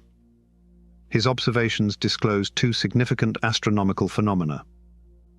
Primarily, nearly all galaxies outside the Milky Way exhibited a redshift in their spectra. This indicated that they were receding or moving away from us. It is crucial not to be misled into believing that the Milky Way occupies the center of the universe simply because all galaxies are moving away from us. Conversely, it affirms that we occupy no unique position in the universe and that each galaxy is moving away from all other galaxies. The reciprocal recession of galaxies is frequently depicted by envisioning sultanas within a fruitcake baking in an oven. As the cake expands, each sultana distances itself from the others, propelled by the enlarging cake. Hubble demonstrated a fundamental law that correlates distance with recession velocity. A significant implication of the mutual recession of galaxies is that the greater the velocity at which a galaxy recedes from you, the more distant it is. Consider 3 galaxies positioned equidistantly along a linear trajectory, all receding from one another at an identical velocity. Envision our existence in a galaxy situated at one extremity of the continuum. From our viewpoint, the central galaxy will recede from us, just as we will be distancing ourselves from the inhabitants of the central galaxy. However, if we were to assess the recession of the second galaxy, located at twice the distance, it would recede at twice the velocity of the nearer galaxy. This occurs because it moves away from the closer galaxy and retreats from us. The higher the recession velocity of a galaxy, the greater its distance. The recession velocity is proportional to distance, resulting in a nearly constant velocity-to-distance ratio across different galaxies. The Hubble constant has proven notoriously challenging to ascertain accurately. Measuring accurate distances to galaxies is exceedingly challenging. Nevertheless, it is indisputable that the galaxies were situated at a considerable distance. Hubble largely disregarded the theoretical underpinnings of the universe's expansion, whereas Albert Einstein exhibited considerable interest in the concept. General relativity conceptualized space not as an empty chessboard for moving pieces, but as a concrete substance to which all entities are connected. Like galaxies depicted on an expansive rubber sheet, the curvature, flexion, and extension of space affect the positioning and movement of all entities within it. The recession of galaxies did not indicate their movement through space. Rather, it evidenced their transport by the expansion of space itself. This was a significant prediction of general relativity that Einstein initially found difficult to accept. As suggested by his theory, he was deeply apprehensive about the implications of an expanding or contracting universe, prompting him to introduce the renowned cosmological constant to maintain a static universe. Only after Hubble announced his discovery of the galaxy's recession did Einstein recognize that his prediction, excluding the cosmological constant, had been accurate. Certainly, an object must be situated at a considerable distance to experience the effects of the universe's expansion. Consequently, nearby entities such as the stars within our Milky Way galaxy, or even the Andromeda galaxy located 2 million light-years away, remain largely unaffected by the expansion of space. Only over cosmological distances does a high redshift signify a substantial recession velocity, thereby indicating a significant cosmological distance. Before Schmidt examined the spectrum 3C273, the most distant known entities were the proximate galaxies, immense island universes that radiated with the combined luminosity of their billions of stars. Astronomers continue to grapple with the vastness of the universe as elucidated by Hubble's law. To this day, they create maps of the universe by quantifying the redshift of individual galaxies, translating this redshift into distance, and charting the galaxy's spatial positions. We can now revisit Schmidt and his extraordinary discovery. During the 1960s, the measurement of a galaxy's redshift and distance was well established, so Schmidt took considerable time to comprehend the spectrum of the quasar 3C273. After months of contemplation regarding the array of spectral lines, he discerned that the lines he observed were generated by hydrogen, the most elementary and prevalent element in the universe. What perplexed him was their position in the spectrum. They were situated further towards the red end than anything previously observed. The line's significant redshift could be attributed to one factor: substantial velocity receding from the Milky Way, indicating that the object was at a considerable distance. Schmidt measured the redshift at an extraordinary z0.158 of the rest wavelength, indicating a distance of approximately 2 billion light-years. However, for 3C273 to be detectable at either visible or radio wavelengths from such a distance, it had to possess an unprecedented luminosity, necessitating an energy supply of an unknown magnitude.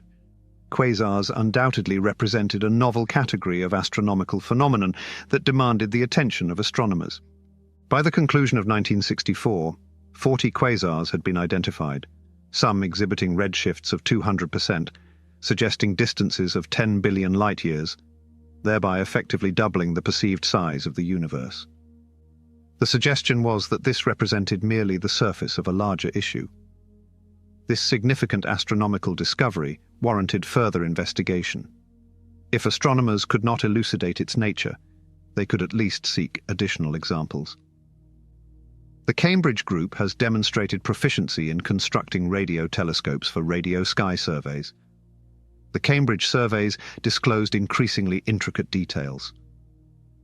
Quasars became significant in the investigations, yet their identification required considerable effort. Ultimately, a constraint exists on the extent of the sky traversed by the Moon, thereby restricting that specific identification method.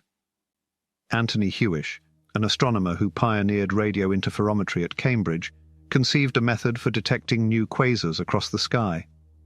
However, it necessitated a novel technique employing an innovative radio telescope design. He would require assistance to construct and operate his new design.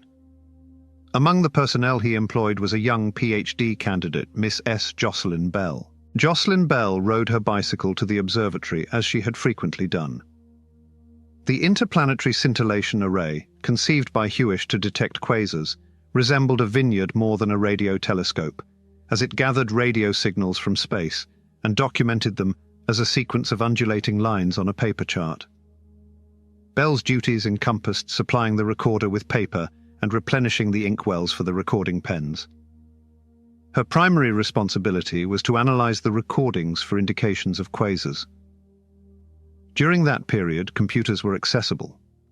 However, specialists contended that a skilled human could more accurately differentiate between interference and quasar signals, particularly as astronomers became accustomed to the telescope's functionality. Upon examining approximately 100 meters of chart recordings, the 24-year-old PhD candidate attained proficiency in her task. Due to the impracticality of real-time monitoring and analysis of recordings, Bell added and reviewed the extensive accumulation of paper chart recordings. In August 1967, she observed what she would subsequently characterize as scruff on the recording. It resembled neither a natural signal she had encountered nor an artificial one. Enigmatic. Despite its likely insignificance, she annotated it with a question mark and resumed her search through the recordings for quasars. Quasars were a novel and esteemed astronomical phenomenon. These luminous radio beacons were as precise as the stars, yet more remote than the galaxies. What can be so remote yet radiate so brilliantly? What could produce such immense energy that it radiated across the vast universe? The responses to these and numerous other inquiries sustained interest in astronomy.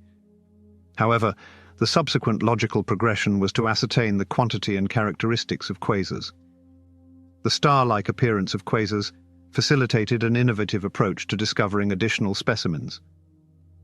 Upon observing the nocturnal sky and distinguishing between the star's luminous pointers and the scarce planets, you may have recognized that the planets do not exhibit twinkling. The fundamental reason for this is that, from Earth's vantage point, the planets possess a minor yet discernible diameter. Conversely, although stars are considerably larger than planets, their remoteness causes them to appear as mere points of light. The Earth's atmosphere refracts a beam of light from a point source unpredictably. This minor light scattering results in the star's twinkling appearance in the sky. In the mid-1960s, scientists observed a notable twinkling in the images from point radio sources outside the solar system. The Earth's atmosphere extends only a short distance into space, yet an expansive cloud of charged particles emanating from the Sun, known as the solar wind, exists throughout the solar system. Envision this particle flow not as a uniform stream, but as large, irregular masses of diffuse gas erupting throughout the solar system, generating chaotic currents in multiple directions. Starlight remains impervious to the solar wind. However, radio waves exhibit a different behavior. Radio waves undergo diffraction when traversing the solar wind, a distinct form of bending compared to refraction. However, the resultant effect is analogous. It induces twinkling in radio sources, a phenomenon termed interplanetary scintillation. Compact radio sources exhibit greater scintillation than extended ones, and lunar occultation observations have demonstrated that quasars are notably compact radio sources. Anthony Hewish deduced that an effective method to discover additional quasars involved scanning the sky for radio sources. By identifying those that exhibit variability, one could successfully locate more quasars. However, he would require a radio telescope of unparalleled sensitivity and resolution to accomplish this. Hewish understood how to accomplish both objectives. Anthony Hewish participated in radio operations during the war, focusing on technologies to counter aerial radar at the Royal Aircraft Establishment and the Telecommunications Research Establishment, where he initially collaborated with Martin Ryle.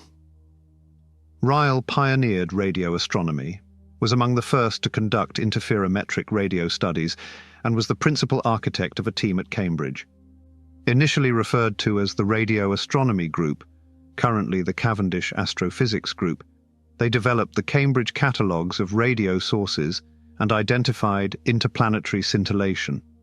Hewish's wartime experiences with electronics and antennas, and an inspiring undergraduate course in electromagnetic theory motivated him to pursue radio astronomy. Motivated, Hewish joined Ryle immediately after the war disrupted his undergraduate studies at Cambridge, where he earned his PhD in 1952. Hewish promptly made significant contributions to the nascent field of radio astronomy. He was particularly interested in the behavior of radio waves as they traversed transparent, inhomogeneous media, such as the solar wind. Hewish demonstrated how interplanetary scintillation could be utilized to generate high-resolution maps of the radio sky. Scrutinizing intricate details in the sky necessitates telescopes with larger diameters, which demand increased resources and labor. Hewish addressed the challenge by developing a phased array antenna that emulated the resolution of a radio telescope measuring 1,000 kilometers and performed daily surveys of the entire visible sky. The telescope envisioned by Hewish would utilize an innovative technique for detecting compact radio sources. This technique would detect rapid variations in radio signals, differentiating any sources emitting light at radio wavelengths from the consistent presence of extended sources. This approach would enhance the identification of quasars. He secured funding for the telescope in 1965, which required 2 years for completion. A quintet comprising Jocelyn Bell constructed the array. This radio telescope differs from the contemporary gleaming white dishes. During a summer recess, multiple vacation students installed over 1,000 vertical posts into the ground for B. Bellnd and her associates. They installed nearly 200 kilometers of wire and cable between the posts to establish 2048 aerials. The entire array encompassed an area of slightly less than 2 hectares, equivalent to 57 tennis courts. They utilized sheep to control the vegetation surrounding the array, acknowledging that such a complex configuration of impediments would pose significant challenges for any lawnmower. This construction cannot orient itself towards various sections of the sky. However, this is inconsequential as the Earth provides the necessary orientation. Advanced electronic methods enable astronomers to observe directly overhead and down to approximately 30 degrees above the horizon, as the Earth's rotation moves the beam of radio waves captured by the telescope across the sky. The IPS array was several months away from completion when Bell utilized it to search for scintillating sources. She operated the telescope and analyzed the data under Hewish's oversight. While the radio sky traversed above, the telescope examined 4 distinct beams and documented their findings on 4 3-track pen recorders. Hewish's directives were explicit and exact. Examine the recordings and document every noteworthy source. I directed Jocelyn to maintain a rapid reference sky chart, documenting the location of each scintillating source upon its appearance in the weekly records, he elucidated. Authentic sources would consistently reappear at the same coordinates, whereas interference would manifest randomly. My method for assessing angular sizes necessitated observations at varying solar elongations, thus requiring repeated measurements. Bell first observed scruff approximately 6 weeks into the program. Later, she observed additional interference in the recording and recognized that she had previously encountered this type of signal. Upon reviewing previous records, she discovered the initial scruff and determined its celestial coordinates at right ascension, 1 hour 19 minutes 19 seconds. While many might have regarded the minuscule scribble as mere interference, Bell perceived it as non-artificial. Moreover, she was acquainted with captivating sources, and this particular one appeared to lack that quality. Furthermore, it appeared near midnight in an area of the sky unperturbed by the solar wind. If it were a quasar, its scintillation would have been apparent. Suspecting it to be a point source, Hewish opted for a more detailed examination. The method employed with a radio telescope involved accelerating the movement of the paper beneath the pens, extending the signal across a broader strip, analogous to creating a photographic enlargement. Hewish directed Bibello to install a rapid recorder to facilitate a more thorough examination of the source upon its next occurrence. Hewish recalled that he initially suspected the erratic signal could originate from a flare star, necessitating a more rapid chart speed for closer examination. By October 1967, they had installed the final recorders and receivers and concluded tests based on observations of the prominent source 3C273. The IPS array is now fully operational. Bell frequently visited the observatory to obtain rapid recordings of the object at RA 1919, but he could not do so. After the preliminary observations, the source disappeared. Bell captured solely receiver noise for several weeks. Hewish was apprehensive that the signal had ceased, reproaching Bell for considering it a singular occurrence and asserting that she had overlooked it.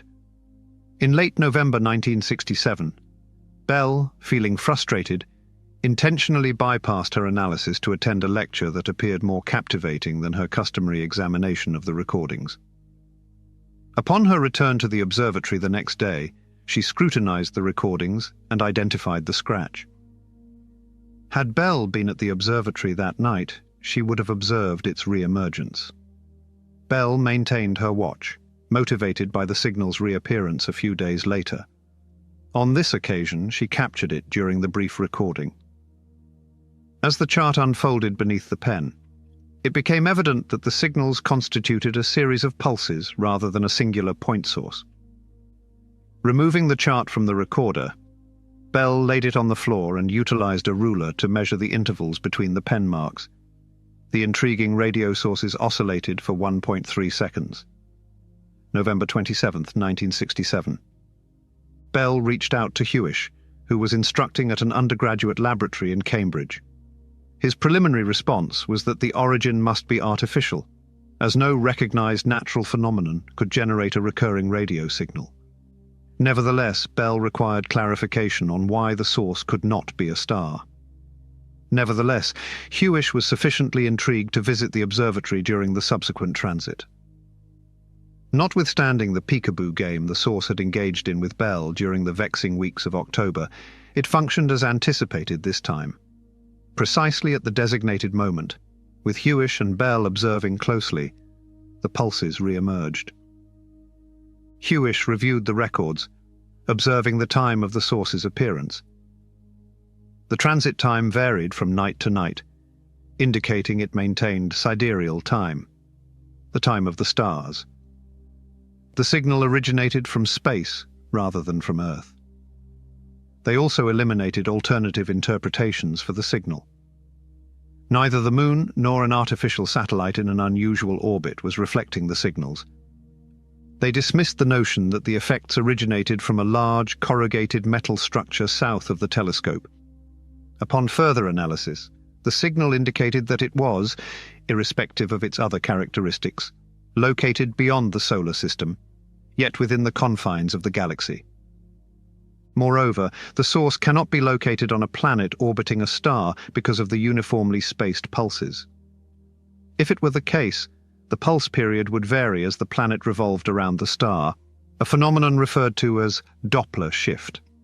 The planet compresses its pulses as it approaches us on one side of its orbit, resulting in a shorter period, and expands its spacing as it recedes on the opposite side. No such variation was observed, only a continuous sequence of exceptionally well-timed pulses was noted. This was certainly an unusual astronomical event. We established that this new object was not associated with the IPS array by utilizing a different telescope and independent observers.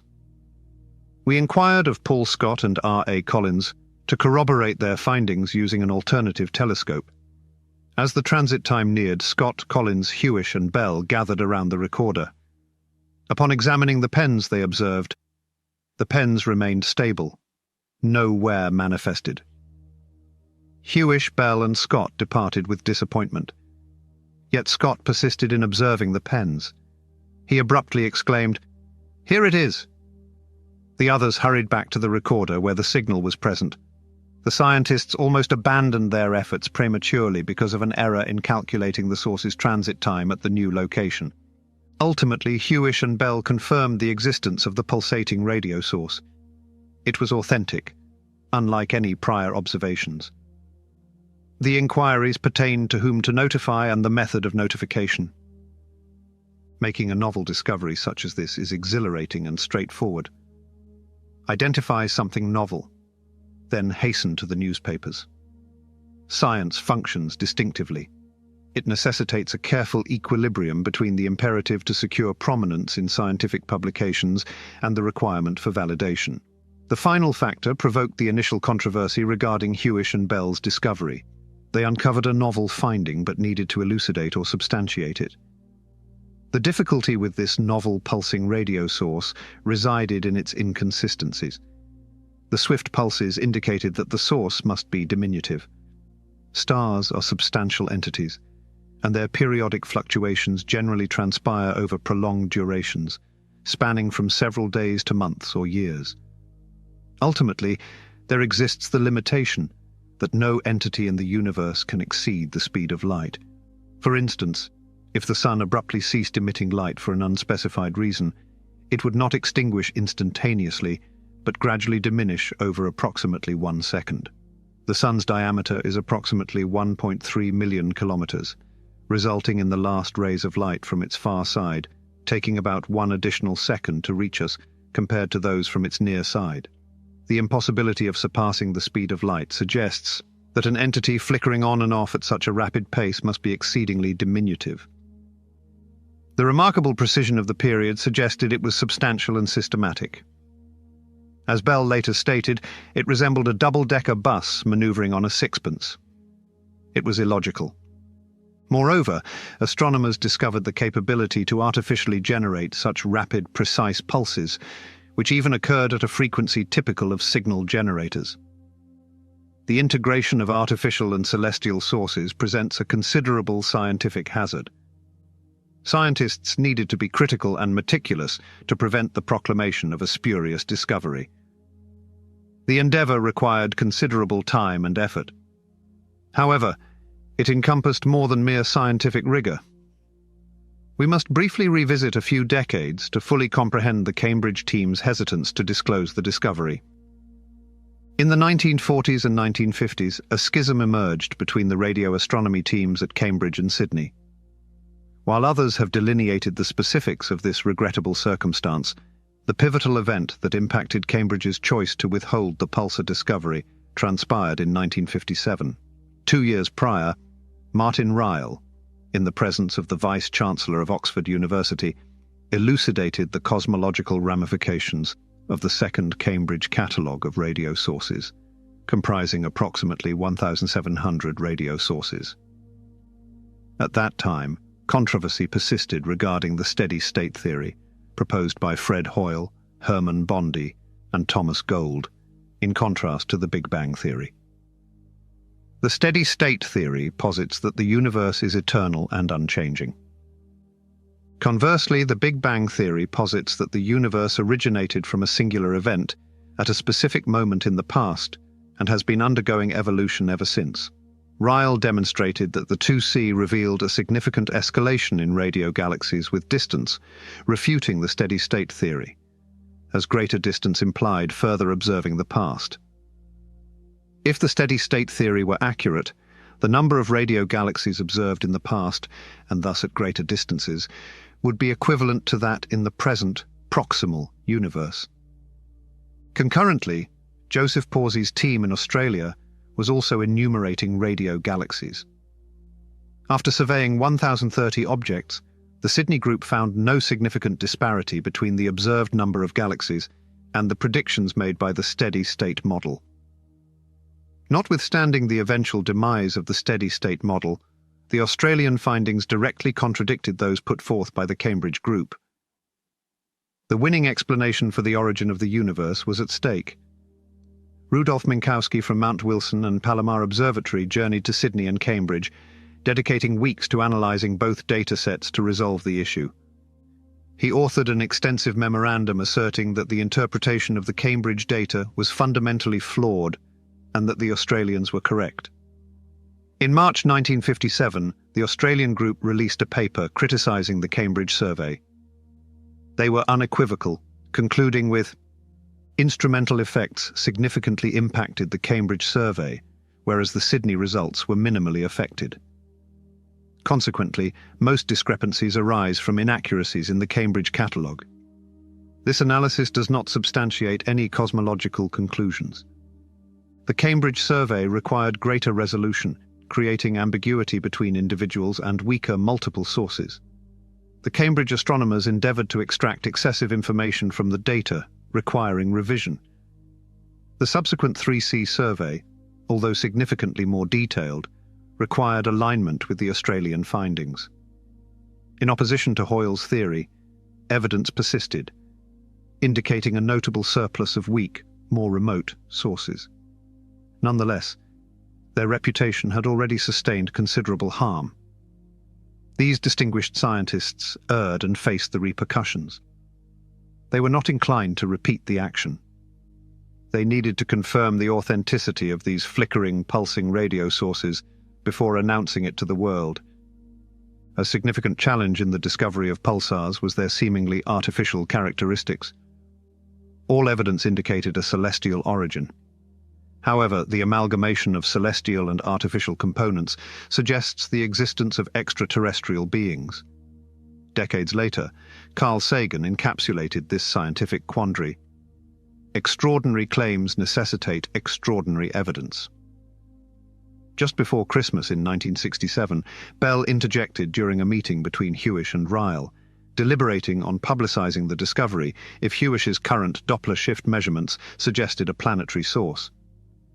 Hewish stated, "At that juncture, extraterrestrial intelligence, ETI, remained a credible possibility in my perspective. Simultaneously, no evidence substantiated that the signals were of natural origin." In a somewhat humorous manner, Bell designated the source LGM-1, signifying Little Green Man 1. Who would be the first to ascertain this information if the signals originated from extraterrestrial intelligence? What is the procedure for making such an announcement? The discovery, in fact, incited Bell's anger. "I was attempting to obtain a PhD through a novel technique, and some trivial extraterrestrial being selected my antenna and frequency for communication." Undeterred, Bell proceeded to the laboratory after dinner that evening to examine further the continuous chart recordings. She subsequently identified a scruff patch at RA 11H33M. She reviewed the records and verified the signal. Despite departing the laboratory before closing for the evening, she verified that the source would be observable through the telescope later that night and resolved to investigate the second source. The temperature was frigid upon our arrival at the telescope in the early hours of the subsequent morning. The system underwent a substantial decline in gain at low temperatures. By manipulating switches, vocalizing commands, and exhaling, I achieved proper functionality for 5 minutes, specifically on the designated beam setting, Bell. This interference subsequently manifested as a sequence of pulses occurring 1.2 seconds apart. This was a crucial opportunity for Bell. It was exceedingly unlikely that two extraterrestrial groups transmitted to Earth concurrently and at comparable frequencies despite originating from different spatial locations. Bell placed the chart recordings of the second source on Hewish's desk and left for Christmas with a more optimistic disposition. Hewish persisted with the survey during Christmas, restocking paper and ink and organizing the paper chart recordings on Bell's desk for her examination. Hewish persisted in conducting daily timing measurements for the essential Doppler data. Hewish stated, "I refrained from speaking until I ruled out the extraterrestrial intelligence, ETI hypothesis. Upon Bell's return from vacation, she could not locate Hewish and proceeded to examine additional recordings. Having identified her objective, she swiftly located two additional sources, one at RA 08H34M and another approximately 1 hour distant at RA 09H50M. She verified all three new sources within several weeks. Bell meticulously examined the records from the IPS array, which now encompassed several kilometers of paper charts. Despite identifying several candidates, none were as favorable as the initial four sources. In late 1967, rumors about the Cambridge Group's remarkable discovery were prevalent within the astronomical community. Max Komisarov, a member of the group at Parkes, later recounted that an informant had informed him that the Cambridge Group was receiving signals from outer space. Initially taken aback, Komisarov calmed upon recognizing that all of astronomy was, in fact, receiving signals from outer space. According to Komisarov, when the announcement was made, it was revealed that they had not been intercepting Morse-coded communications from Alpha Centauri or the Andromeda Nebula, but their narrative was only marginally less extraordinary. However, the Cambridge radio astronomers chose to withhold the information, At a typical Friday lunch in Cambridge, attended by scientists from diverse related fields, the radio astronomers refrained from speaking when discussing their research. In February 1968, it was announced that Anthony Hewish would lead a seminar on discovering a novel type of pulsating radio source. On February 20, 1968, scientists commenced entering the Maxwell Theatre at the Cavendish Laboratory. Seated at the back, they assumed that every astronomer in Cambridge, including the contentious Fred Hoyle, was in attendance. They awaited Hewish's announcement while seated attentively on the wooden benches. Hewish disclosed everything. Nearly all, his team had identified a rapidly pulsating radio source lacking an immediate explanation. No one in the audience was aware of the sources. Notwithstanding the initial conjecture regarding extraterrestrial intelligence, it was evident that they had discovered a novel astrophysical phenomenon. The audience perceived this as the inception of a momentous development in astronomy. Hewish encapsulated the paper, noting that analogous objects have been identified in other sky regions. We deliberated on these objects, and Hewish proposed a pulsating white dwarf. Fred Hoyle proposed alternative theories. With his pronounced Yorkshire accent, he stated that he was unfamiliar with these objects, but believed they were supernova remnants rather than white dwarfs. He referred not to the expanding gas clouds, but to the remnants of Bade and Zwicky's neutron star. Bell remarked, "Given the hydrodynamics and neutrino opacity computations he must have performed mentally, that is an extraordinary observation." In his autobiography, Astronomer by Chance, Bernard Lovell recounted his response to the news received following the Cambridge seminar. Hoyle joined Lovell while awaiting the commencement of the Science Research Council meeting in London, occupying the vacant seat to his left. Hoyle had recently returned from the United States, where the predominant subject in astronomy was quasars, particularly the utilization of large American telescopes to measure redshifts. Lovell inquired of Hoyle regarding any updates. "I am not well versed in quasars," he responded, "but during a colloquium in Cambridge last night, Tony Hewish declared the discovery of radio sources emitting pulsed signals with approximately 1-second intervals." Lovell expressed skepticism, immediately suggesting that the signals were likely a result of interference. Hoyle informed Lovell that the Cambridge team had been scrutinizing the sources for several months, and that the evidence suggesting an extraterrestrial origin of the pulses appeared compelling. Lovell returned to Jodrell the next day and was astonished to discover that, despite our close connections with Cambridge, this was the first time anyone had any prior knowledge of this discovery, pulsating radio source. It became apparent that Hewish and his team had effectively preserved a shroud of security and confidentiality regarding their work for several months, a notable achievement in an age of immediate communication among astronomers. A week later, Nature published a paper announcing the discovery. Following only 3 hours of observation, it eliminated the possibility of interference.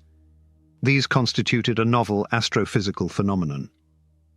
The Cambridge group withheld the location of the sources for an additional 2 months, a tactic that exasperated astronomers globally who were eager to commence their own observations. Nevertheless, the disclosed location of the 4 sources was imminent. Francis Graham Smith, an astronomer at Jodrell during that period, would later succeed Martin Ryle as Astronomer Royal in 1982. Upon being informed by Lovell, I contacted Hewish and indicated that we could more efficiently pursue the 4 sources utilizing the 250-foot telescope, he recounted. He stated that the positional measurements of the other 3 had not yet been finalized. However, within a day he provided the positions, allowing us to commence observations. Alan Sandage at Palomar Observatory also obtained the position. Lovell disclosed the positions to Hoyle, who subsequently relayed the information to Margaret Burbidge, who was then affiliated with the University of California at San Diego. Shortly after that, observers and theorists globally began examining the objects. Jodrell Bank's advantage over Cambridge lay in its capability to observe the pulsar continuously, while it remained above the horizon, in contrast to the Cambridge telescope, which could only monitor the pulsar for a few minutes daily as it traversed the telescope's beam. Nature released a second paper on pulsars within a fortnight. Unexpectedly, Bell concluded her affiliation with pulsars at this juncture, delegating the observations to the subsequent cohort of research students. She completed her chart recording analysis, measured the diameters of various radio sources, and authored her doctoral thesis. She appended the discovery of pulsars, which would garner acclaim and controversy. Despite her acknowledged scientific contributions, including pulsars, Bell's initial fame straddled the precarious boundary between comedy and tragedy, a distinction seemingly reserved for the popular press. The Nature paper proposed a binary companion or planetary origin for the signals, garnering immediate media attention. Subsequently, they ascertained that a woman was implicated. A century after Fleming, Maury, and Cannon meticulously catalogued stellar spectra for their male superior, newspaper journalists inquired of this exceptional young scientist whether she was taller than or slightly shorter than Princess Margaret, and how many romantic partners she had. Bell remembers being photographed in various absurd poses: standing on a bank, sitting on a bank, standing on a bank while perusing fictitious records, sitting on a bank while examining fictitious records, and running down a bank with her arms raised. Regrettably, circumstances have not significantly improved. In 2004, Bell Burnell emphasized the pressing necessity of increasing the number of female scientists. Monitoring advancements in pulsar research over the past 36 years has satisfied me greatly. The progress and acknowledgement of women in astronomy could have been much better. In December 2003, the International Astronomical Union, IAU, released an assessment of its membership. The United Kingdom and the United States significantly underperform relative to the international average, with merely 10% of their female representation. The sole alteration since a comparable survey conducted approximately 5 years ago has been a modest proportion increase across most countries. It is acknowledged that senior astronomers are predominantly members of the IAU, while a greater proportion of women occupy junior positions. At the current pace, it will require 50 years for the percentage of female senior astronomers to attain 50%. The pipeline is compromised. A greater percentage of females than males resign at each hierarchy level. Nonetheless, the media made a singular positive contribution to the discovery. A science journalist from the Daily Telegraph inquired about the astronomers' nomenclature of the newly discovered objects. Although Hewish, Bell, and their colleagues faced more urgent concerns, the journalist proposed they should be designated as pulsars, given their nature as pulsating radio stars. The designation persisted. Nonetheless, the novel science that Bell and Hewish had commenced was mired in controversy and discontent. In discussing the scientific advancements related to pulsars, it is crucial to recognize that the attribution of credit for scientific discoveries is often ambiguous, with the recognition of the pulsar discoverer serving as a prime illustration. The 1974 Nobel Prize in Physics was awarded for groundbreaking research in radioastrophysics. That year, the award was conferred upon two individuals: Martin Ryle for his observations and inventions, notably the aperture synthesis technique, and Anthony Hewish for his pivotal contribution to the discovery of pulsars. Jocelyn Bell was not acknowledged, prompting considerable scrutiny regarding this exclusion. During that period, one individual was more articulate than the rest: Fred Hoyle. Simon Mitten's biography of Hoyle offers a comprehensive narrative of the incident. However, a concise overview will elucidate the events and express apprehensions regarding the Nobel Prize awarded to Hewish. Hoyle was in the United States, presenting lectures at multiple institutions.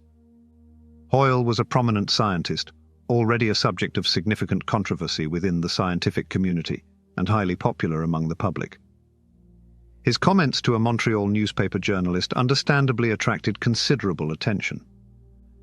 Following a conference on quasars, reporters inquired about his opinions regarding the Nobel Prize awarded to Hewish and Ryle. Hoyle countered, claiming that Jocelyn Bell, rather than her supervisor Hewish, was the genuine discoverer and warranted recognition. This constituted direct criticism of the Nobel Foundation and was equivalent to Hewish's allegation of academic dishonesty. Hoyle admonished the Cambridge group's initial hesitance regarding the discovery. In their usual manner, the media amplified Hoyle's remarks, implying that he had charged Hewish and his senior associates with appropriating Bell's discovery. Hoyle soon recognized the gravity of his comments and expressed concern to his friend Don Clayton from Rice University that if Hewish pursued legal action, he could potentially lose everything. Ryle and Hewish responded promptly and decisively. This allegation enraged and perplexed Hewish, who could not ascertain Hoyle's origin. Hewish contemplated pursuing legal action. However, Hoyle's correspondence to the Times, which elucidated his perspectives and committed to refraining from further criticism of the Cambridge group members, resolved the matter. In a letter to the Times, he admired her involvement in the discovery, noting her great persistence in pursuing the seemingly dubious signal that ultimately proved to be a pulsar. The significance of Miss Bell's accomplishment has often been undervalued because of its ostensibly straightforward nature, sifting through numerous records. The accomplishment resulted from a readiness to consider a significant possibility, a phenomenon that prior experience indicated was unattainable. To illustrate a similar scientific breakthrough, I must reference Henri Becquerel's discovery of radioactivity. Hoyle regarded Bell as more than a mere employee. She had demonstrated authentic insight. Upon inquiring with Hewish regarding the episode, he highlighted that especially in the United States, a prevalent myth exists that Bell independently made the discovery while he remained in the background. Hewish's extensive experience with radio telescopes and his novel design of an instrument capable of detecting rapid variations in radio signals culminated in the discovery of pulsars in 1967. Before that, the design of radio telescopes focused on alleviating perplexing and intermittent interference by refining radio signals. The IPS array's intrinsic capacity to identify swift variations in radio sources rendered it optimal for pulsar detection. Astronomers employing a comparable instrument in the Australian outback would not independently identify additional pulsars for several months. Hewish remembers Bell as a diligent graduate student, yet she did not engage in the planning of the sky survey for scintillating quasars or the design of the IPS array. Her responsibility was to maintain the survey's operation and analyze the recordings. Jocelyn required the experience to commence additional observations, including precise timing, distance estimations, or Doppler measurements, to eliminate the possibility of extraterrestrial signals from an exoplanet. Following the conclusion of the university term, I proceeded independently while Jocelyn scrutinized previous records for additional potential pulsars, ultimately identifying 3 more. I authored the discovery paper, concluding that neutron stars were the probable source of the pulses. Consequently, I was deeply engaged in the process. The Nobel Committee has officially acknowledged that it thoroughly evaluated our individual contributions before awarding me the prize. An illustrative analogy is the discovery of America, attributed to Columbus instead of the lookout who called out from the masthead. In my Nobel lecture, I explicitly recognized Jocelyn's contribution and appointed her as the second author of our paper. The Nobel Award was warranted. What was Bell's viewpoint regarding this matter? Bell stated in 1977, 9. Initially, delineation conflicts between supervisors and students are consistently challenging and unresolvable. The supervisor bears ultimate responsibility for the project's success. Instances arise in which a supervisor attributes a failure to their student, yet it is predominantly the supervisor's responsibility. He ought to reap the rewards of the successes as well. Thirdly, conferring Nobel Prizes upon research students would be derogatory unless extraordinary circumstances prevail, and this is not one of those instances. Ultimately, I am not displeased by it. After all, I am in commendable company, am I not? Almost 30 years later, she authored a notable article for the journal Science, in which she offered the following commentary. I could contend that my identity as a student and gender significantly contributed to my inability to secure the Nobel Prize with Professors Anthony Hewish and Martin Ryle. During that period, individuals maintained the belief that eminent figures, directing teams of unacknowledged subordinates, conducted scientific endeavors and contributed solely as directed. Notwithstanding my exclusion, I commemorated the inaugural award of the Physics Prize for an astronomical discovery in 1974. I now acknowledge our improved comprehension of the collaboration essential for scientific advancement. Identifying a novel astrophysical phenomenon is crucial, as it may yield fresh insights into the complex mechanisms governing the universe. The endeavor to comprehend pulsars, however, had merely commenced. As anticipated, pulsars would draw leading scientists. As will be demonstrated, the term controversial is nearly synonymous with brilliance. Pulsar astronomy was poised for acceleration. The late astronomer David Allen eloquently characterized the most extraordinary attribute of pulsars: their rapid rotation. Envision, he once remarked, that you are observing a pulsar rotating on a pedestal. Apply a mark on the lateral surface of the pulsar adjacent to its equator. Consider the following. What speed would be required to maintain pace with that mark if the pulsar rotates once per minute? With a diameter of 20 kilometers, one must travel at an approximate speed of 3,700 kilometers per hour. Nevertheless, he asserted, pulsars do not rotate once per minute. Researchers identified the initial pulsars within mere seconds, and it would not be long before they uncovered even more rapid variants. Astronomers understandably found spinning pulsars challenging to accept, warranting serious consideration for an extended duration. There must be an alternative explanation. 4 months after the Cambridge announcement regarding the discovery of pulsars, their true nature remained an enigma. Astronomers globally, including several original discovery teams, gathered in New York for a 2-day conference to address the issue. The event was scientifically organized by the Canadian-American astrophysicist A.G.W. Al Cameron, a scientist who dedicated years to composing theoretical papers on the unverified neutron star. Despite its ambitious objectives and esteemed participants, numerous astronomers deemed the conference a fiasco. The discourse centered on the notion of vibrating white dwarfs, a theory debunked by year's end, resulting in some astronomers being misled by erroneous alerts regarding detecting pulsars in visible light. Nevertheless, the most renowned facet of the conference was the dismissal of the ultimately accurate elucidation of pulsars' nature. In the initial discovery paper, Hewish emphasized that the remarkable regularity of the pulses is the most critical aspect to consider. He proposed that regular pulsations are more probable due to a stellar-wide phenomenon, rather than a singular occurrence in the star's atmosphere. During the conference, 3 predominant explanations for the pulsating radio sources were proposed: oscillations, orbiting planets, and stellar rotation. The most promising cause was oscillation, characterized by a regular and rapid back-and-forth vibration. A recently struck bell exemplifies oscillation, vibrating to generate sound. Astronomers proposed that stars might oscillate, emitting electromagnetic energy waves rather than sound waves, which they observed as radio pulsations. The vibrating rate of a star is determined by its mass, gravity, radius, and elasticity. It was believed that ordinary stars could not oscillate in this manner. However, 2 categories of stars may include white dwarfs and neutron stars.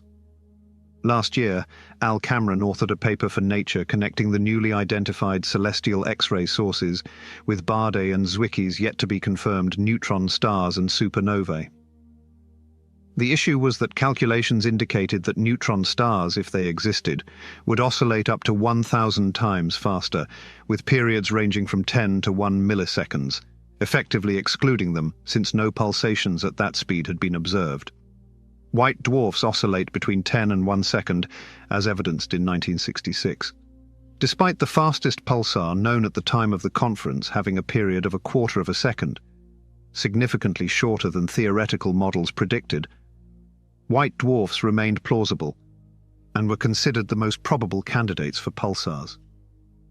Nevertheless, alternatives to these explanations exist. The radio pulses emanated from a planet orbiting a star. Planets exhibit reduced orbital periods as their proximity to the parent star increases. Earth requires 365 days to complete one orbit around the Sun, whereas Mercury, the solar system's innermost planet, orbits the Sun in 88 days due to its proximity, shorter distance, and higher orbital velocity. This rapid orbit must evade the Sun's gravitational influence. Astronomers detect rapid radio pulses when a planet orbits a star with identical periodicity, quantifying its year in seconds. Such immense velocities suggested exceedingly small orbits sufficient for ordinary stars to rapidly obliterate any planet in such close proximity. If a planet emitting radio beams were to traverse an orbit of such diminutive size around the Sun, it would be positioned beneath the Sun's surface. Unlikely. A white dwarf, possessing the mass of a star condensed into dimensions comparable to Earth and measuring 1,000 times smaller than the Sun, would still be excessively large. A planet orbiting a white dwarf with a period of 1 second would need to be extremely close to its surface. It appeared more plausible for a planet to orbit a significantly more compact neutron star, which is hundreds of times smaller than a white dwarf. However, complications also arose in this scenario. The orbit must be more stable. The system's energy, comprising the planet and star, would progressively dissipate into space as gravitational radiation, decelerating the planet and resulting in its spiral descent into the neutron star within a few hours. Before that occurrence, tidal forces would have disintegrated the planet. Even a planet composed of high tensile steel would require a diameter of fewer than 20 meters to endure the immense forces near a neutron star. Even if the planet persisted and sustained its orbit, what could generate its radio waves? There must be an alternative explanation. The conference required a more thorough exploration of the concept of rotation. Could a rotating object generate the periodic radio emissions detected from CP-1919 and similar entities? Ultimately, rotation is among the universe's most consistent and foreseeable phenomena. The majestic rotation of the Sun and planets on their axes, along with the rotation of galaxies, exemplifies a straightforward mechanism for establishing a recurring phenomenon. The inquiry is, what could be rotating at such a high velocity? The maximum rotational speed of a spherical object is contingent upon its mass and diameter. The smaller an object of a specific mass, the greater its density. Conversely, the denser an object, the faster it can rotate without disintegrating. An exemplary instance of this is the planet Jupiter. This remarkable planet, possessing a diameter 12 times that of Earth and a mass exceeding 300 times, rotates on its axis in under 10 hours. However, due to its low density, the planet appears flattened, resembling a deflated beach ball, a shape known as an ellipsoid. If the planet were to rotate at an increased velocity, it would fragment. Pulsars, which rotate on timescales of seconds, necessitate a more resilient composition than typical planets or stars to preserve their structural integrity. The most favored candidate was the small, massive, and highly dense white dwarf. It was also easy to understand how a white dwarf could accelerate to such high velocities. White dwarfs represent the degenerate cause of stars similar to the Sun. All stars, including the Sun, rotate roughly once per month.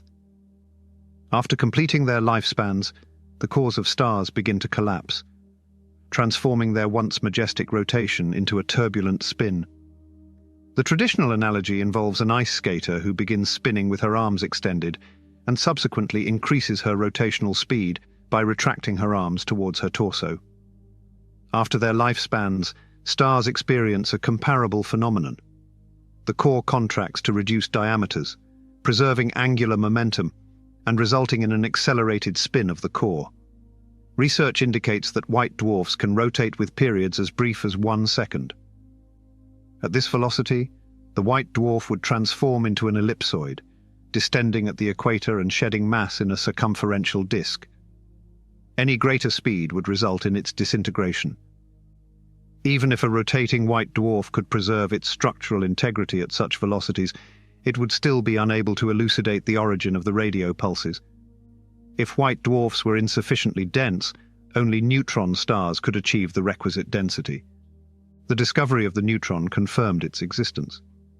Neutron stars possess significant mass, ranging from 0.2 to 2 solar masses, yet they are diminutive, measuring approximately 10 to 20 kilometers in diameter. These characteristics indicate densities ranging from 10^14 to 10,015 grams per cubic centimeter. A sugar cube of neutron star material would have a mass of 100 million tons. Thomas Gold and Franco Pacini formally proposed the rotating neutron star model.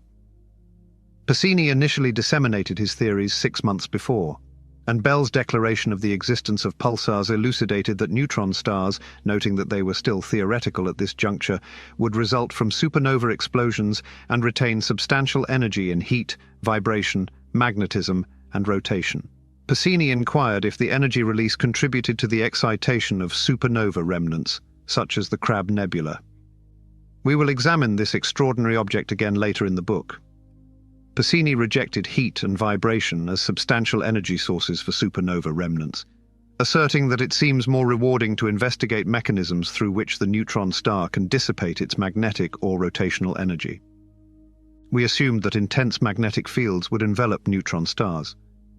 Magnetic fields are present in ordinary stars, but they experience significant compression during the collapse of a massive star into a neutron star. Magnetic fields possess a north and south pole, with the line connecting them referred to as the magnetic axis. The rotation axis generally misaligns with the magnetic axis of celestial bodies, resulting in the magnetic axis oscillating in space during the rotation of the star or planet.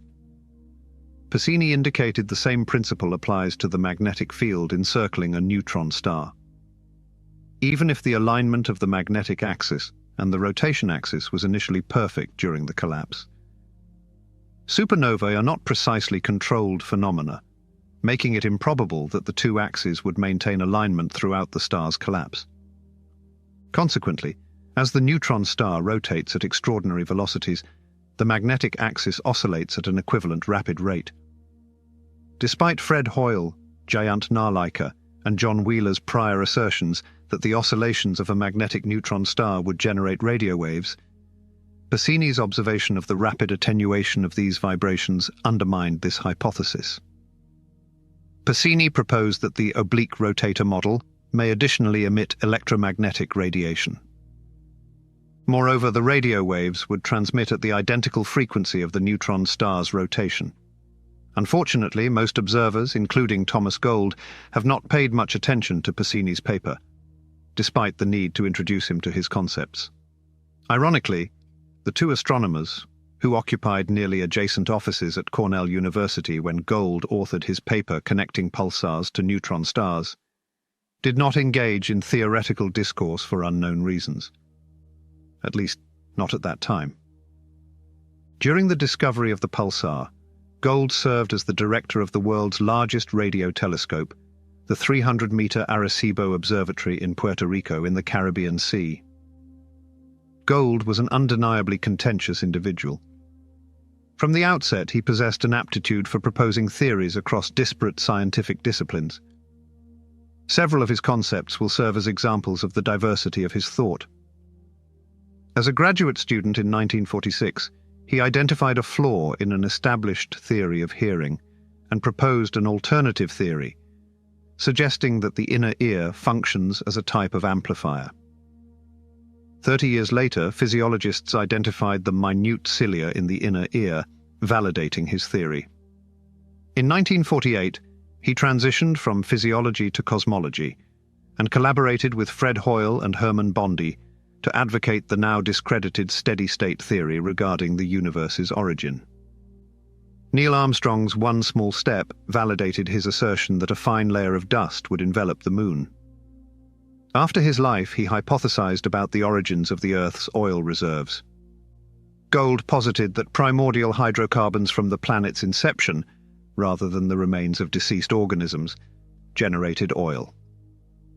This remarkable scientist formulated the rotating neutron star theory of pulsars.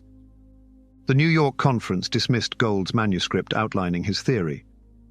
Al Cameron was well acquainted with neutron stars, having authored numerous papers on their characteristics for years, even though they remained theoretical constructs. He proposed a connection between neutron stars and X-ray sources 3 years prior. However, after reading Gould's paper that linked pulsars with neutron stars, Cameron declined to give Gould even 5 minutes at the conference.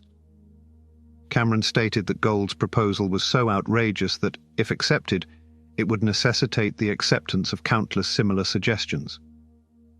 Fortunately, John Maddox, the editor of Nature at the time, was apt to recognize the scientific merit of novel concepts and approved Gould's manuscript on the topic. The Nature offices published the paper in print within a week of its arrival, potentially setting a record for scientific publications. The crucial elements of the paper encompass the final paragraph preceding the credits. Gould forecasts 2 outcomes. Pulsars should progressively decelerate. Secondly, if pulsars were decelerating, one would anticipate the identification of younger, more rapid pulsars. The remarkable validation of these predictions occurred swiftly for Gould. A newly finished radio telescope in the Australian outback possesses the potential to revolutionize the field. In 1968, Alan Vaughan, currently a senior lecturer at Macquarie University in Sydney, commenced his PhD under the guidance of Michael Large. The same week saw the release of the paper detailing the discovery of pulsars.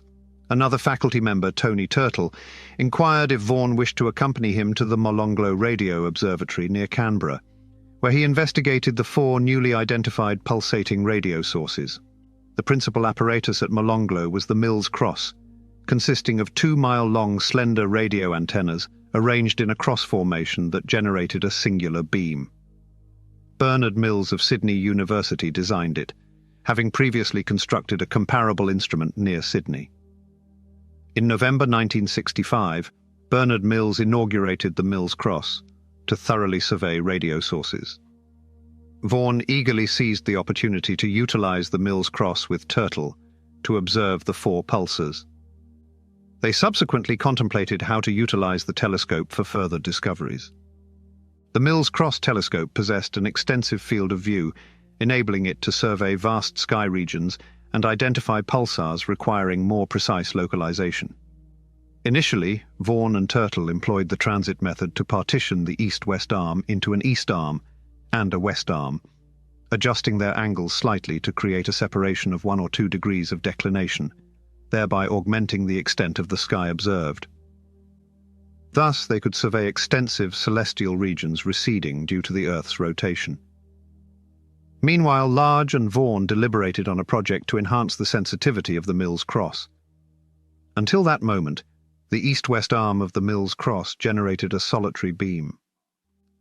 Large and Vaughan envisioned an apparatus that would create a phase delay in 2 directions along the east-west arm, generating 2 additional beams independent of the central beam. One would precede it temporally, while the other would lag slightly behind.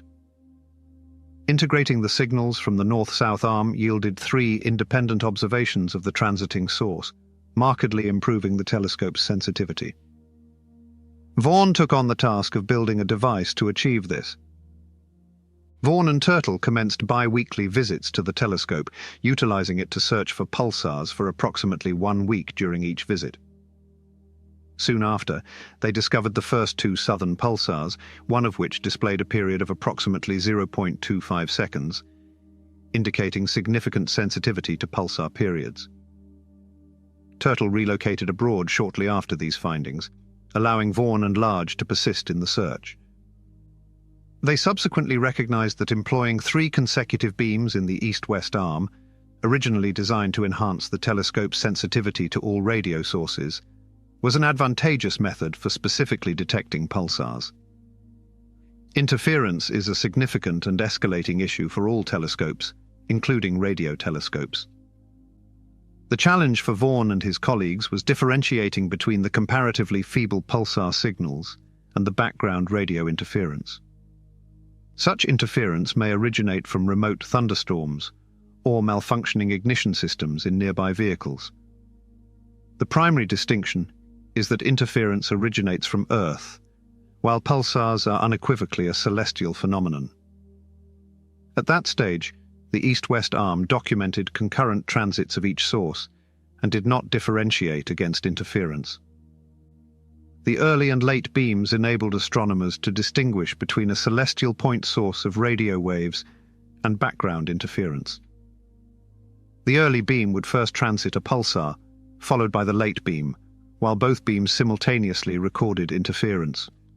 Two distinct pens documented the signal from each beam on chart paper.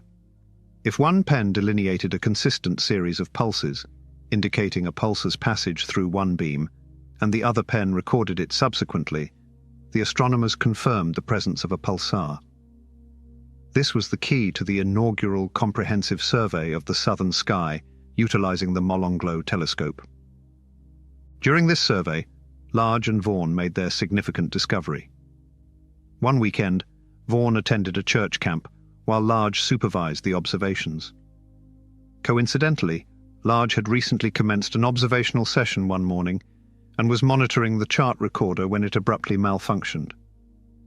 Initially, one pen commenced fervently inscribing on the paper, followed shortly after that by the other.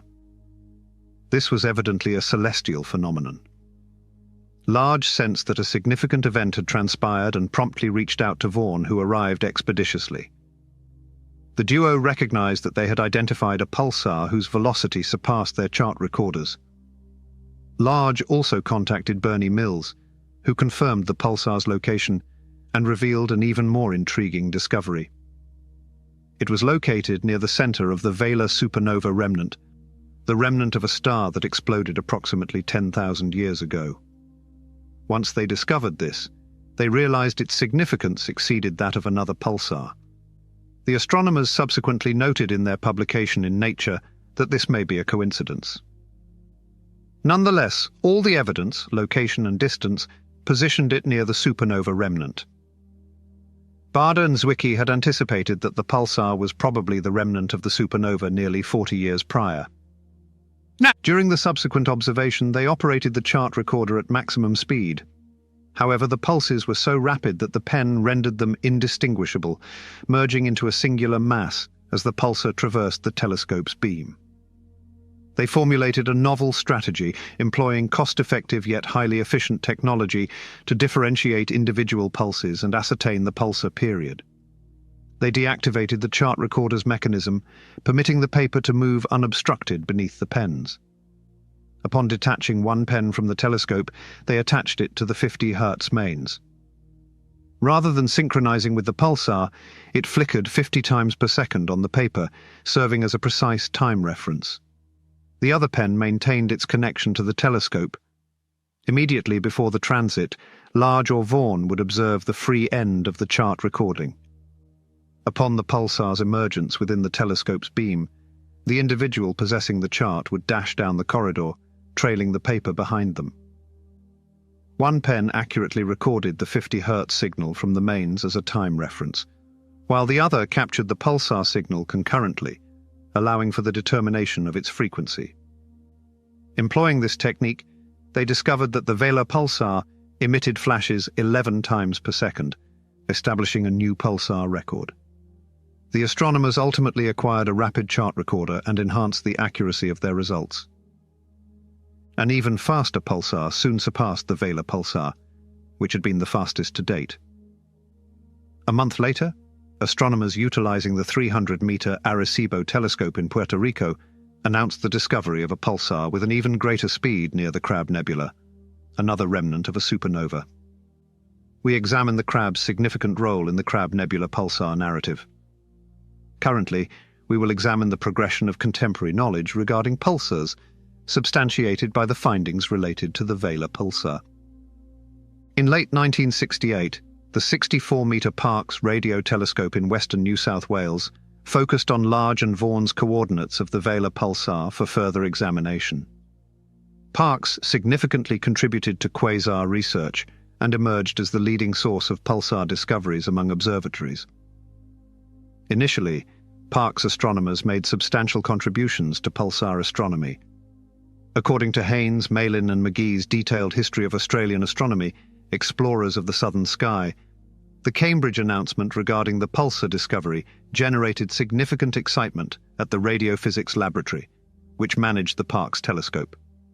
2 weeks later, a cohort of astronomers convened in the Parkes control room to deliberate on the optimal pulsar search methodology. Concurrently, the telescope operator sought CP 1919. Brian Robinson, a participant, recalled hearing atypical movements on the pen chart recorder. The pulses were initially indeterminate, prompting Robinson to accelerate the recorder's speed, revealing the familiar pulse pattern. Before being replaced with polymer notes, the original Australian $50 note made of paper preserved the documentation of CP 1919, along with an illustration of the Parkes telescope. In March 1968, Venkataraman, Radhakrishnan, Max Komisarov, and David Cook utilized the Parkes telescope to observe CP 1919.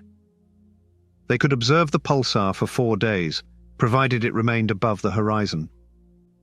The completely steerable Parkes telescope could track the pulsar's movement across the sky, consistently recording the pulses, whereas the Cambridge group could only observe CP 1919 for a limited duration each day as it traversed overhead.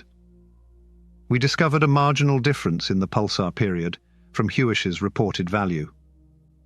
The British team reportedly miscalculated the pulse count by 1, leading to a minor temporal error of 0.0002 seconds. The Australians appropriately reported the Cambridge team error. It is essential to elucidate the British response. However, the Cambridge group presumably sought additional information. Parkes's investigation of the Vela pulsar resulted in a pivotal discovery that clarified the controversy about the pulsar's nature. The pulsar emits polarized radio waves. A light wave propagates through space while oscillating perpendicular to its direction of travel. In non-polarized light, like sunlight, the vibrations occur in all directions. Nonetheless, polarization induces light to oscillate solely in a singular direction. Light reflecting off non-metallic surfaces such as glass or water can produce a severe glare akin to sunlight reflection from automobile windows. In December of that year, Radhakrishnan observed that the polarization angle of the radio beam from the Vela pulsar inverted with each pulse. Radhakrishnan noted that this would be logical if the beams originated from a magnetic pole displaced from the neutron star's rotational pole, as Gold and Pacini had anticipated. He advanced his argument by demonstrating that a rotating neutron star explained the observed periods and accounted for the radio source, which an extraordinarily collapsed and concentrated magnetic field could elucidate. The substance constituting a neutron star experiences compression and a significant collapse, amplifying its magnetic field, which becomes 1,000,000 times more potent than Earth's magnetic field. The magnetic field lines would propel electrically charged particles near the pulsar to relativistic velocities, nearing the speed of light as they adhere to their trajectory. These particles would generate a beam of radio waves emanating from the neutron star's magnetic poles. The pulsar's magnetic poles emit a beam that sweeps through space like a lighthouse's beam as it rotates. Each rotation of the neutron star would have emitted a flash of radio waves had the beam intersected Earth and its various radio telescopes. Max Komisarov conducted further theoretical research based on the polar cap model theory. The concept of emissions from the magnetic poles of pulsars continues to be the prevailing model, despite an inadequate understanding of the actual generation of radio beams.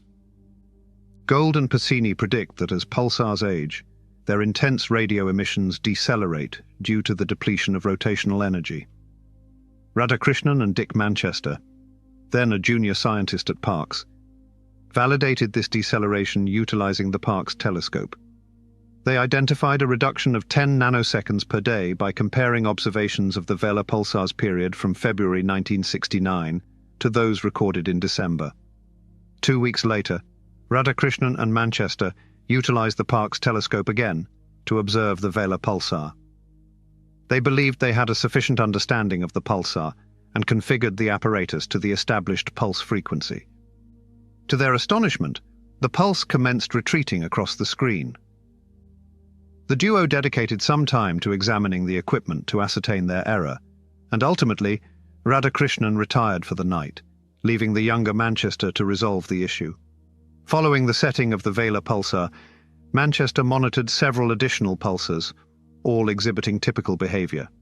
They convinced themselves that the equipment was functioning properly, yet the Vela pulsar had accelerated by only a fraction of a second. Physical education. Reichley and George Downes independently detected the pulsar glitch, utilizing the 70-meter dish at the Jet Propulsion Laboratory's Goldstone tracking station. They concurrently released articles declaring the discovery in the identical edition of Nature. Scientists have not yet identified the precise origin of these glitches, but they may be associated with modifications in the superfluid core of the neutron star. The significance of this discovery lies in the fact that examining glitches is among the limited methods available for scientists to investigate the behavior of ultra-dense matter.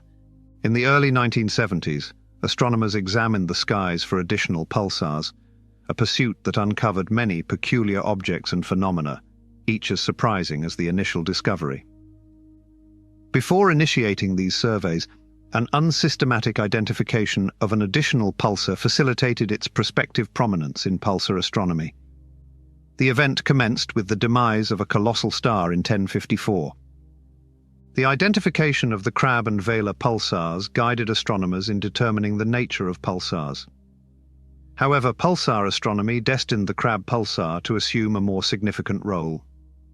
Beyond its intrinsic scientific merit, the Crab pulsar is pivotal in two narratives of scientific importance. Priority, the determination of the original discoverer, is a critical concern in scientific discourse. Significant discoveries invariably depend on technology and consequently technologists, and typically build upon predecessors' contributions. However, credit for the discovery goes to the scientist who first published their research. Making timely observations and accurately interpreting perceived information is a crucial and consistent element in this context. Numerous narratives about pulsars exemplify this, yet their discovery might be the most striking.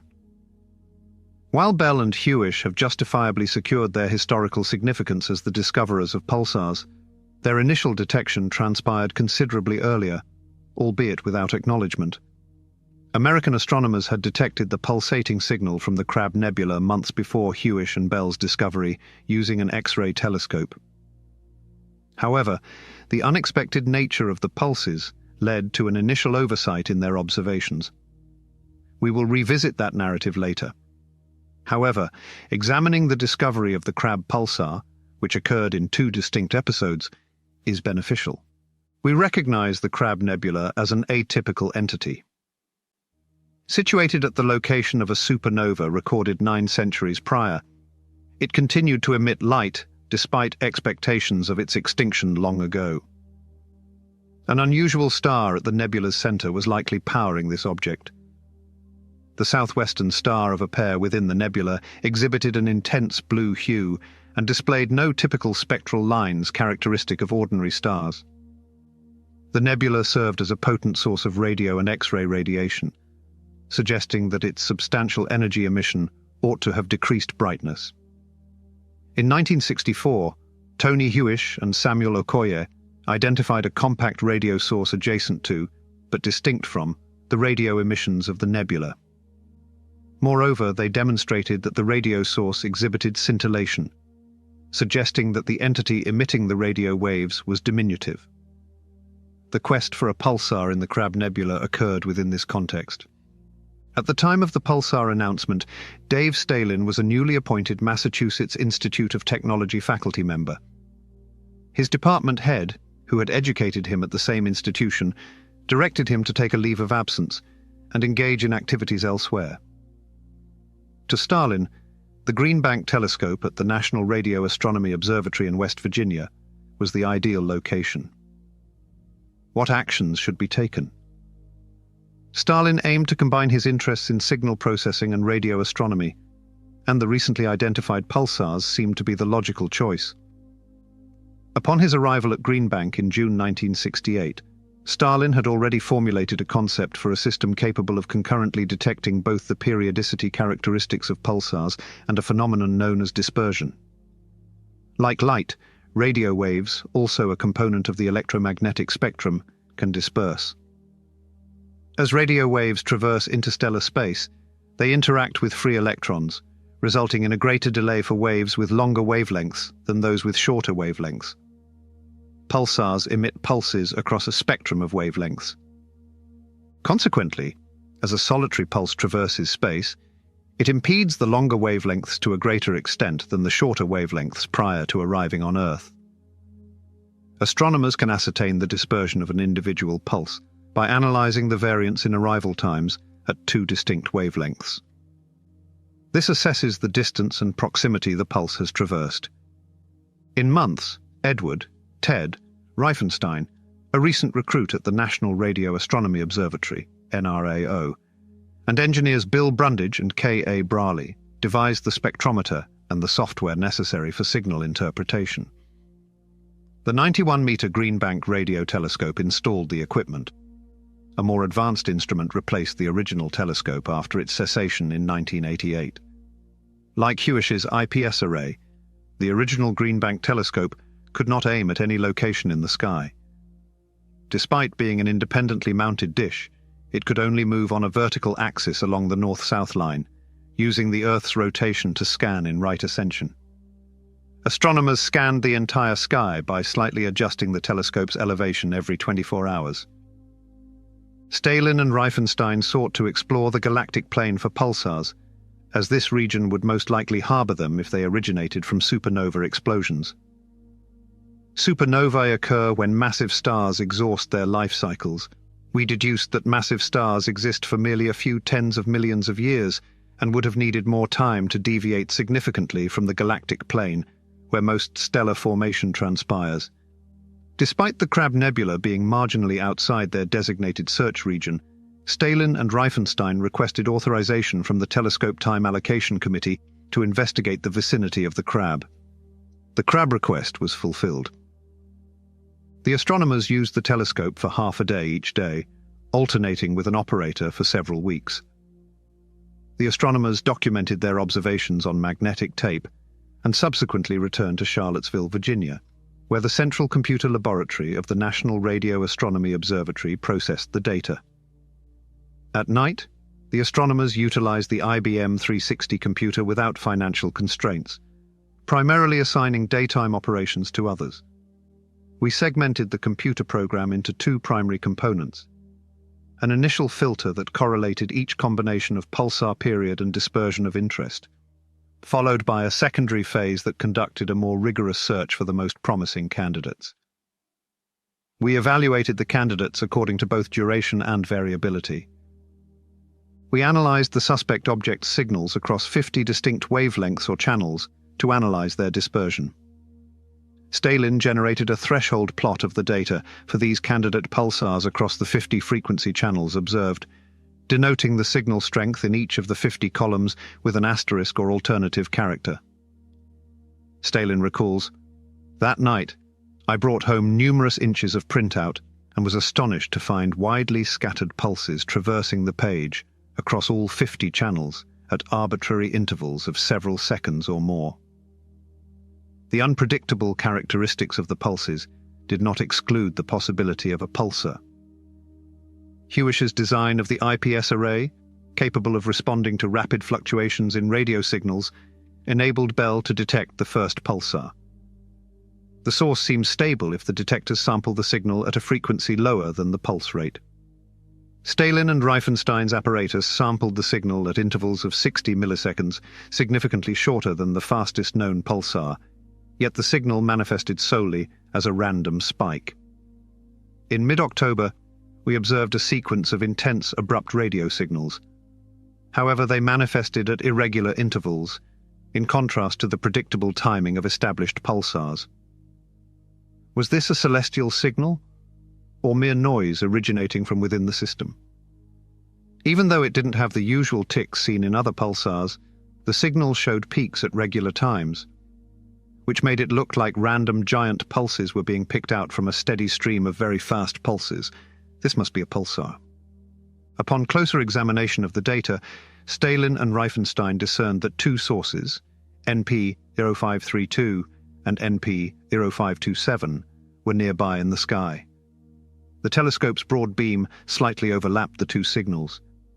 However, their distinct dispersions differentiated them, affirming to the astronomers that they had identified two pulsars rather than one.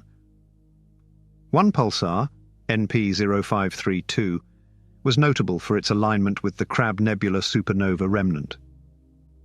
However, if this were a pulsar, it would support Bardi and Zwicky's theory that neutron stars and supernova are linked even more. The pulsar supernova remnant is very unlikely to be a coincidence, which would strengthen the link between pulsars and neutron stars. Additionally, it would validate Gould's forecast of a pulsar within the Crab Nebula. They identified the location through subsequent observations, but needed to increase the sampling duration to determine its period. Their maximum achievement was establishing an upper limit of 0.25 seconds, the briefest recorded interpulse interval. Stalin and Riefenstein contemplated maintaining the confidentiality of their discovery until they could acquire further knowledge.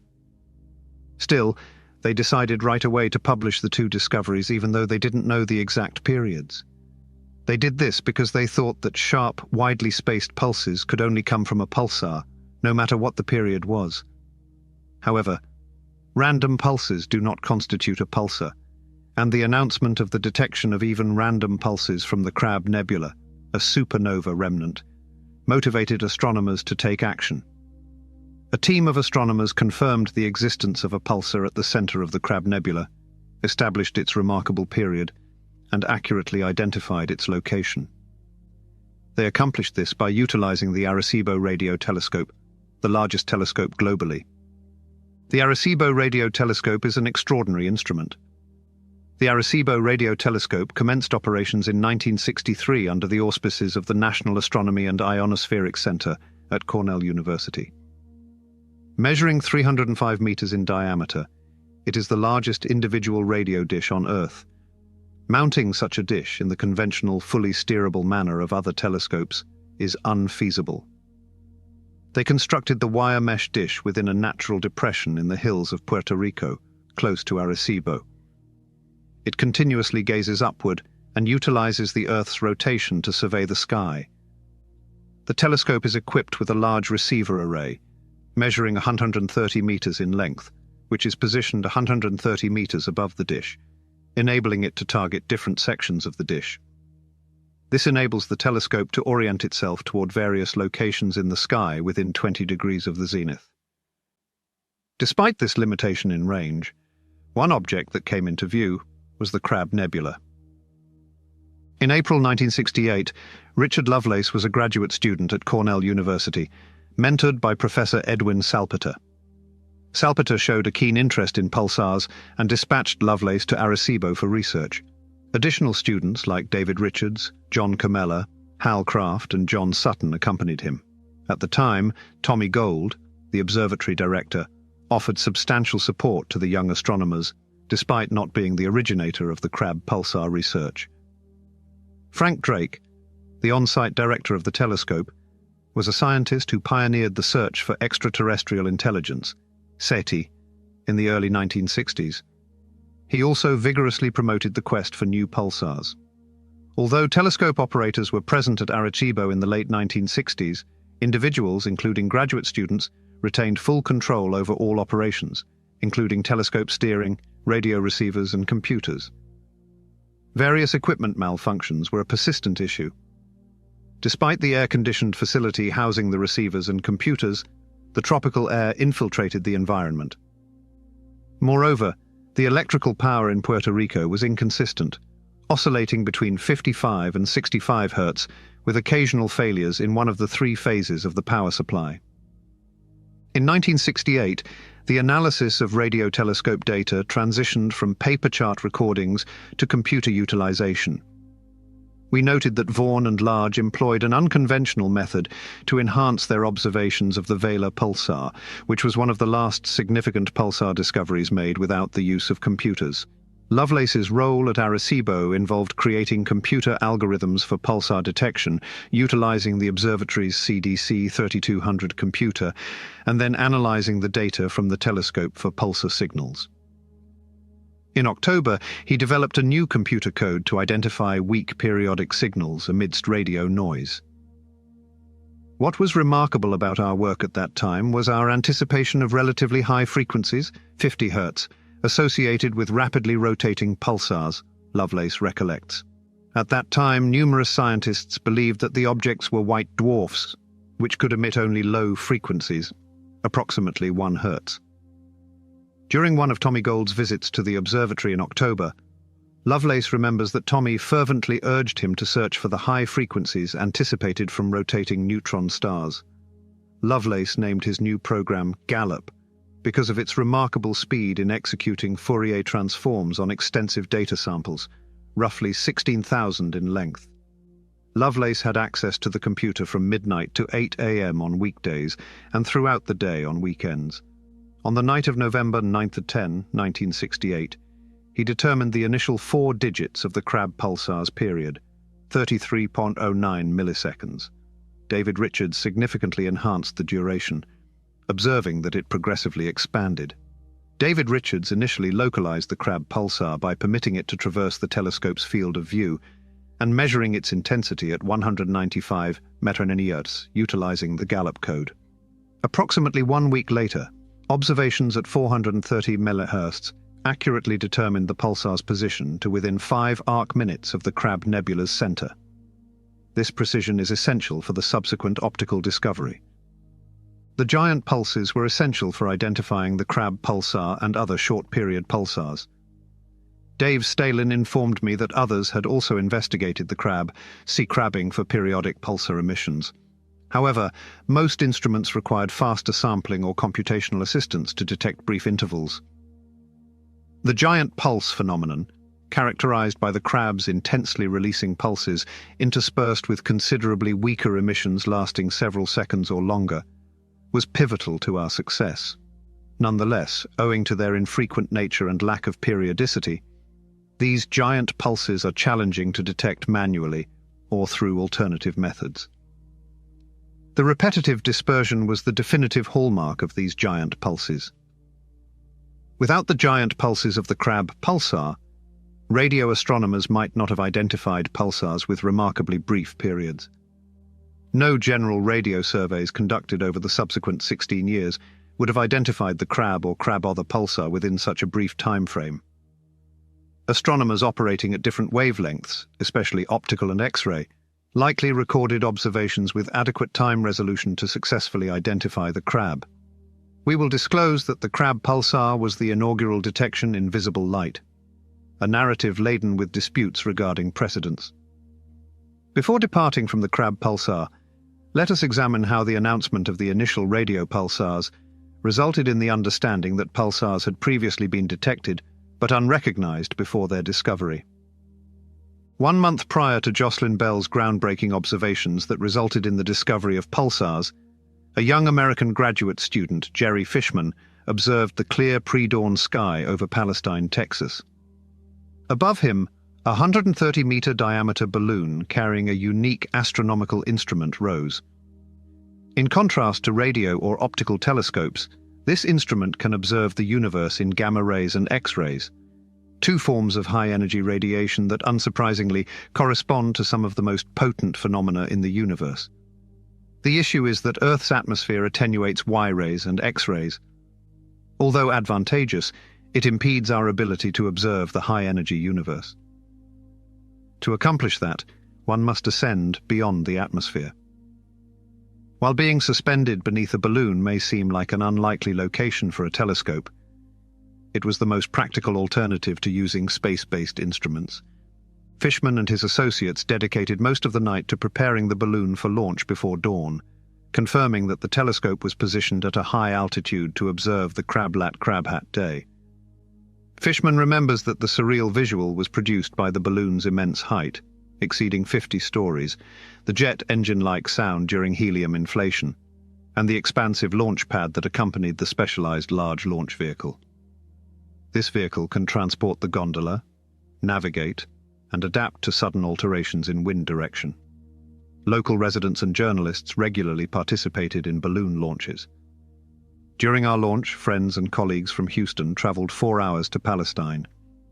Fishermen observed as the balloon ascended nearly 40 kilometers above the Earth's surface, with 99.5% of the atmosphere below it. Remote control directed the telescope to pivot and aim at its target, the Crab Nebula. In 1965, Fishman commenced his graduate studies in the newly established Department of Space Science at Rice University in Houston, Texas, and began to investigate the various research specialties within the field of space science. One of these disciplines was gamma-ray astronomy. He visited the library to acquire further knowledge about the field, but discovered only a few pieces of literature available. Seizing the chance to participate in a developing and potentially thrilling field, Fishman joined Robert C. Hames's gamma-ray astronomy group in the summer before classes began. The Rice University group was one of the few worldwide groups conducting balloon-borne observations of high-energy phenomena. 2 additional research groups were from MIT, led by George Clark, and the University of California, San Diego, directed by Lawrence Peterson. The 3 groups competed intensely to be the first to detect radiation and analyze the spectra from various high-energy objects. The Crab Nebula was a clear target, a recognized source of radio and visible radiation. In 1964, Herbert Friedman from the Naval Research Laboratory demonstrated that the crab was the source of low-energy X-rays, the first discrete X-ray source identified, utilizing the lunar occultation technique previously employed to identify the quasar 3C273 from Parkes. Several years prior, Palestine maintained a permanent scientific balloon flight facility. Universities across the United States and abroad utilized the facility to conduct scientific balloon flight experiments for diverse atmospheric and astronomical research. As the sole Texas institution utilizing the facility, the personnel assured Fishman and his colleagues of preferential treatment. Nevertheless, they ultimately discovered this assurance to be false.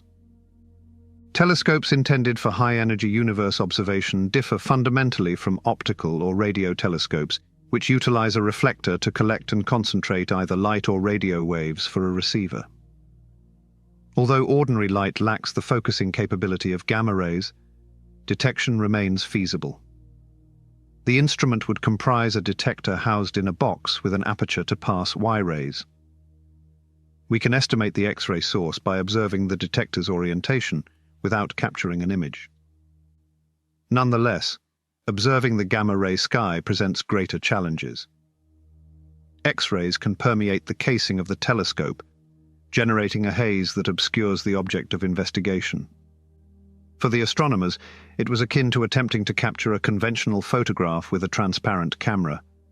Even lead, which normally does a good job of blocking harmful gamma rays and X-rays, wasn't enough to protect them. This is because cosmic rays, which are a steady stream of high-energy particles from space, would create gamma rays inside the lead, making it give off radiation at gamma-ray wavelengths and making it impossible to see what was going on. To address these issues, we equipped the Y-ray telescope with 2 superimposed detectors. This setup required both detectors to detect the gamma rays from the object under observation for documentation. We summoned a dependable detector, and the arrangement of the Y-ray detectors established a direct line of sight to the source. An engineered drive system secured the instrument, monitoring the target as the balloon traversed the sky. The complete detector system constituted the largest Y-ray detector ever constructed for balloon or spaceflight observations, and it was undoubtedly the most costly and heaviest component of the telescope. The gondola supporting the telescope had a mass of approximately 600 kilos. Launched shortly after 6 in the morning, the balloon attained its maximum altitude 3 hours later and commenced observations. The telescope rotated as directed and aimed at the Crab Nebula. This occurred in June 1967. Fishman and his peers knew Bardi and Zwicky's proposition that the Crab Nebula would harbor a neutron star. When questioned, Hames instructed them to disregard the notion. He asserted that eccentric theorists had proposed the unverified concept of neutron stars. The balloon flight was successful, allowing us to measure the energy spectrum of the crab for the first time, yielding an energy of several hundred keV. The team took pride in their achievement. The resulting paper positioned the Rice University Group as a leader in this domain. A consortium of British radio astronomers subsequently announced the discovery of multiple pulsating radio sources. The Rice Group was unaware of any connection between pulsars and their high-energy observations. However, upon hearing the news, Fishman realized the potential existence of X-ray or gamma-ray pulses that might be detectable from the Crab Nebula. He was working on his thesis at that time, which involved measuring high-energy radiation from extragalactic entities. A prominent theorist at Rice dissuaded Fishman from examining the 1967 balloon flight data for indications of a pulsing signal. A prominent theorist at Rice advised Fishman that he would squander his time and should concentrate on his thesis instead. In spite of this discouragement, I resolved to utilize our Crab Nebula flight data from June 1967 to investigate pulsations from the crab, Fishman recollects.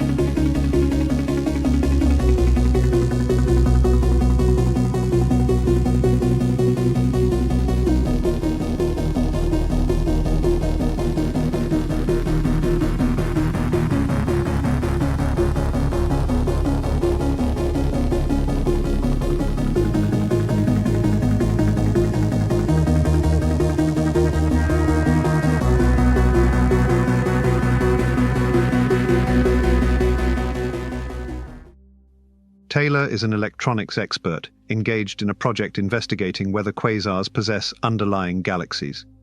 He employed a method called area scanning to accomplish this. He affixed a device with a narrow aperture to the telescope exactly at the position where the image manifested. Shifting the slit laterally across the field of view resulted in fluctuations in the light intensity transmitted through the slit as it traversed the observed object. Whenever the slit traversed a quasar, the intensity of light transmitted fluctuated, resulting in a light curve, a graphical representation of light intensity relative to position within the field of view. Due to the faintness of quasars observed from Earth, Taylor needed to monitor a particular quasar for an extended duration to gather adequate light for a comprehensive analysis. This concern motivated him to develop an apparatus specifically engineered for pulsar detection.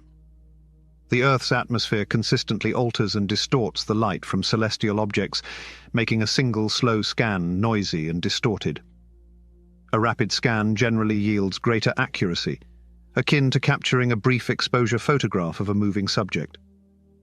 However, it also permits less light to pass through the aperture, leading to a diminished signal.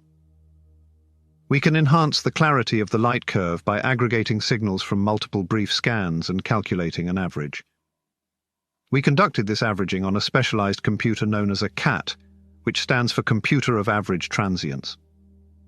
The CAT amalgamated each scan to generate an average curve, illustrating the fluctuations in the quasar's brightness across its expanse. This emerged as the ideal resolution for Koch and Disney. The expected optical pulses from a pulsar would manifest as recurring yet dim and erratic light curves. With each activation and deactivation of the pulsar, its luminosity would fluctuate, generating a light curve corresponding to each distinct optical pulse. The telescope collects light from a pulsar, which fluctuates in intensity corresponding to its intermittent radio emissions. The CAT could sample light at the specified frequency and subsequently amalgamate the individual light curves from numerous pulses, presenting them as a singular curve on display. How can we direct the CAT to sample at the specified pulse period? During area scanning, the telescope notifies the CAT before the commencement of each scan, allowing it to ascertain the initiation of each light curve. In the optical pulsar search, the CAT necessitates a frequency synthesizer to ascertain the commencement of each curve. Radio astronomers could synchronize this device with the pulsar being observed.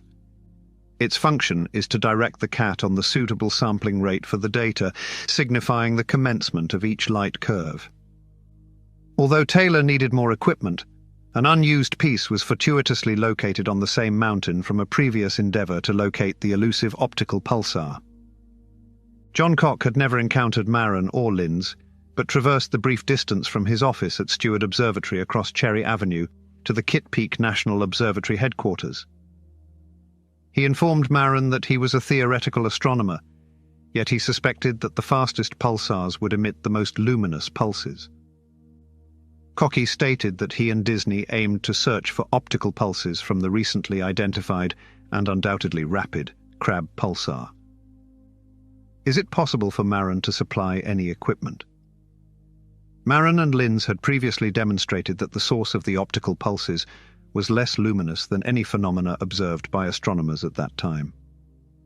They utilized a 1.3-meter telescope and integrated their observations over multiple nights, enabling them to electronically diminish background illumination and enhance the contrast between the pulsar signal and the surrounding sky. All their endeavors had been futile. Considering their experience, Maran and Linz deemed the pursuit of optical pulses from the Crab to be frivolous. Nevertheless, they lent Koch their frequency synthesizer and an additional device, a pulse amplifier. This device, affixed to the telescope, detects individual photons of light and converts them into electrical signals for the CAT to record and analyze. They required an additional piece of equipment, a photometer. Koch, Disney, and Taylor obtained one from Walt Fitch, a fellow astronomer at the Steward Observatory. Fitch and other astronomers specifically designed the Fitch photometer for utilization with the 0.9-meter telescope. Having acquired the equipment and telescope, they required experience. Friday, January 10, 1969. The 0.9-meter telescope featured a Newtonian design, prevalent among amateur telescopes, but uncommon in professional models. The astronomers ascended a gantry elevated above the observatory dome to affix equipment, as the telescope's observational apparatus is positioned high in the air when directed towards the night sky. We maintained complete darkness within the dome to allow the telescope and its detector to perceive the subtle signals from the pulsar. Compounding the situation, Kitt Peak in winter is exceedingly frigid, and Disney, unprepared for this, had donned only a sports jacket. The risk of a severe fall in the dark due to the absence of a safety railing on the gantry, combined with the extreme cold, posed a formidable challenge to the initiation of observational astronomy. Disney started to contemplate his purpose for being on Earth. Taylor and night assistant Bob McAllister established and supervised the electronics, while Koch and Disney acquired proficiency in utilizing the telescope to identify the pulsar candidates. In the darkness and chill, they perceived nothing. Subsequently, the clouds descended, concluding Koch and Disney's inaugural night utilizing a telescope. Koch, Disney, and Taylor revisited the telescope the subsequent night to conduct their initial substantial detection endeavor. Although the equipment and telescope seemed to operate perfectly, no observations were made.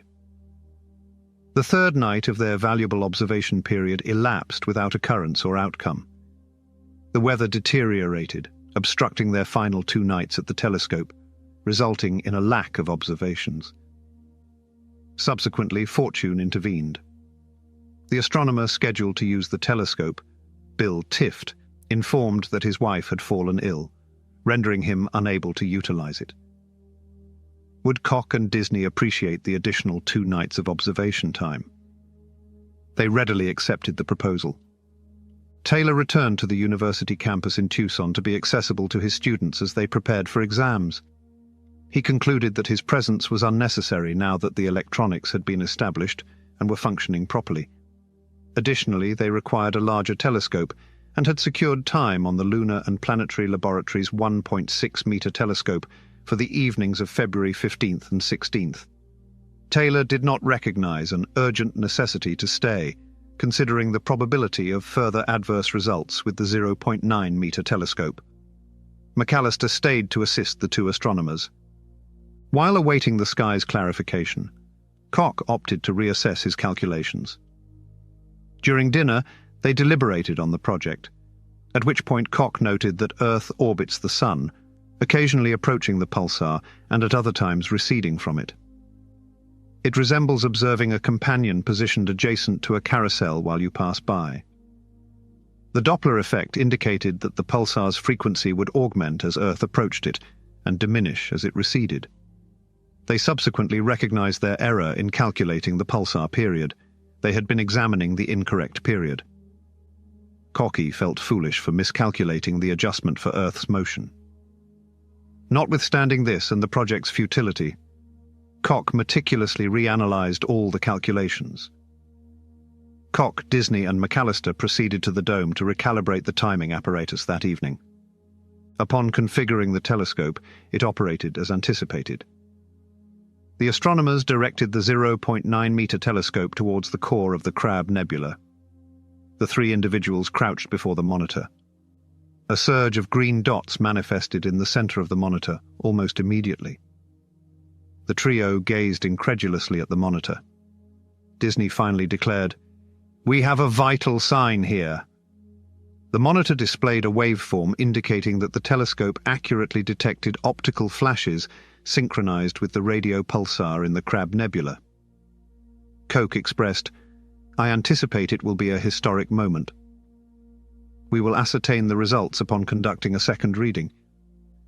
If that spike is again positioned centrally, the spike is centrally located, which causes me concern." A mix of excitement, doubt, and incredulity enveloped them as they investigated potential sources of error. They powered the equipment down and then restarted it to eliminate the possibility of an electronic artifact. The pulses re-emerged. "My God, it remains," Disney remarked. It is as exceptional as it was, if not superior, to the previous occasion.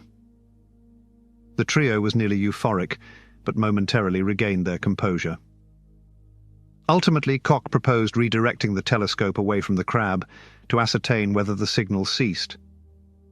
It occurred, albeit not entirely. Although the telescope was not oriented directly towards either star, a subtle pulse persisted. Consequently, they adjusted the computer's frequency to eliminate the equipment as the pulse source. Upon adjusting the frequency, the signal disappeared, verifying that the observed pulses did not emanate from the electronics.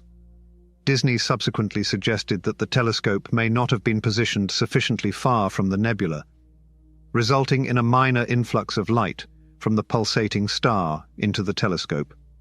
To eliminate this possibility, they repositioned the telescope to observe an entirely different region of the Crab Nebula. The pulses vanished completely. They returned to the Crab, where the pulsar intermittently illuminated and extinguished. Koch and Disney had unequivocally identified the inaugural optical pulsar. Disney lamented the absence of Don Taylor during the discovery, emphasizing his significant contributions to facilitate it. Disney contacted him. "Don, we have located the pulsar."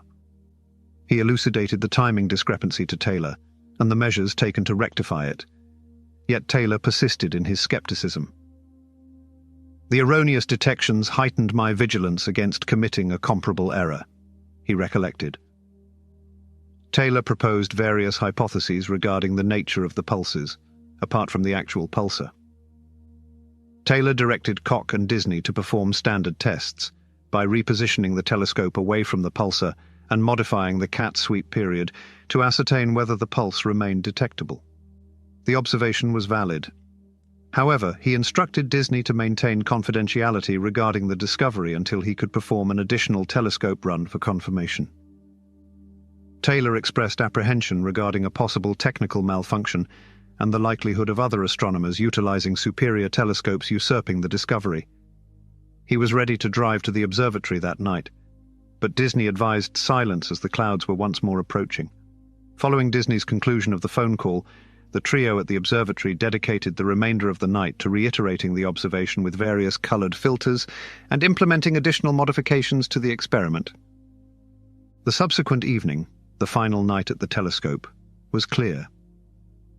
The observation was reorganized for Taylor, who performed several tests to verify that the electronics were not misleading them.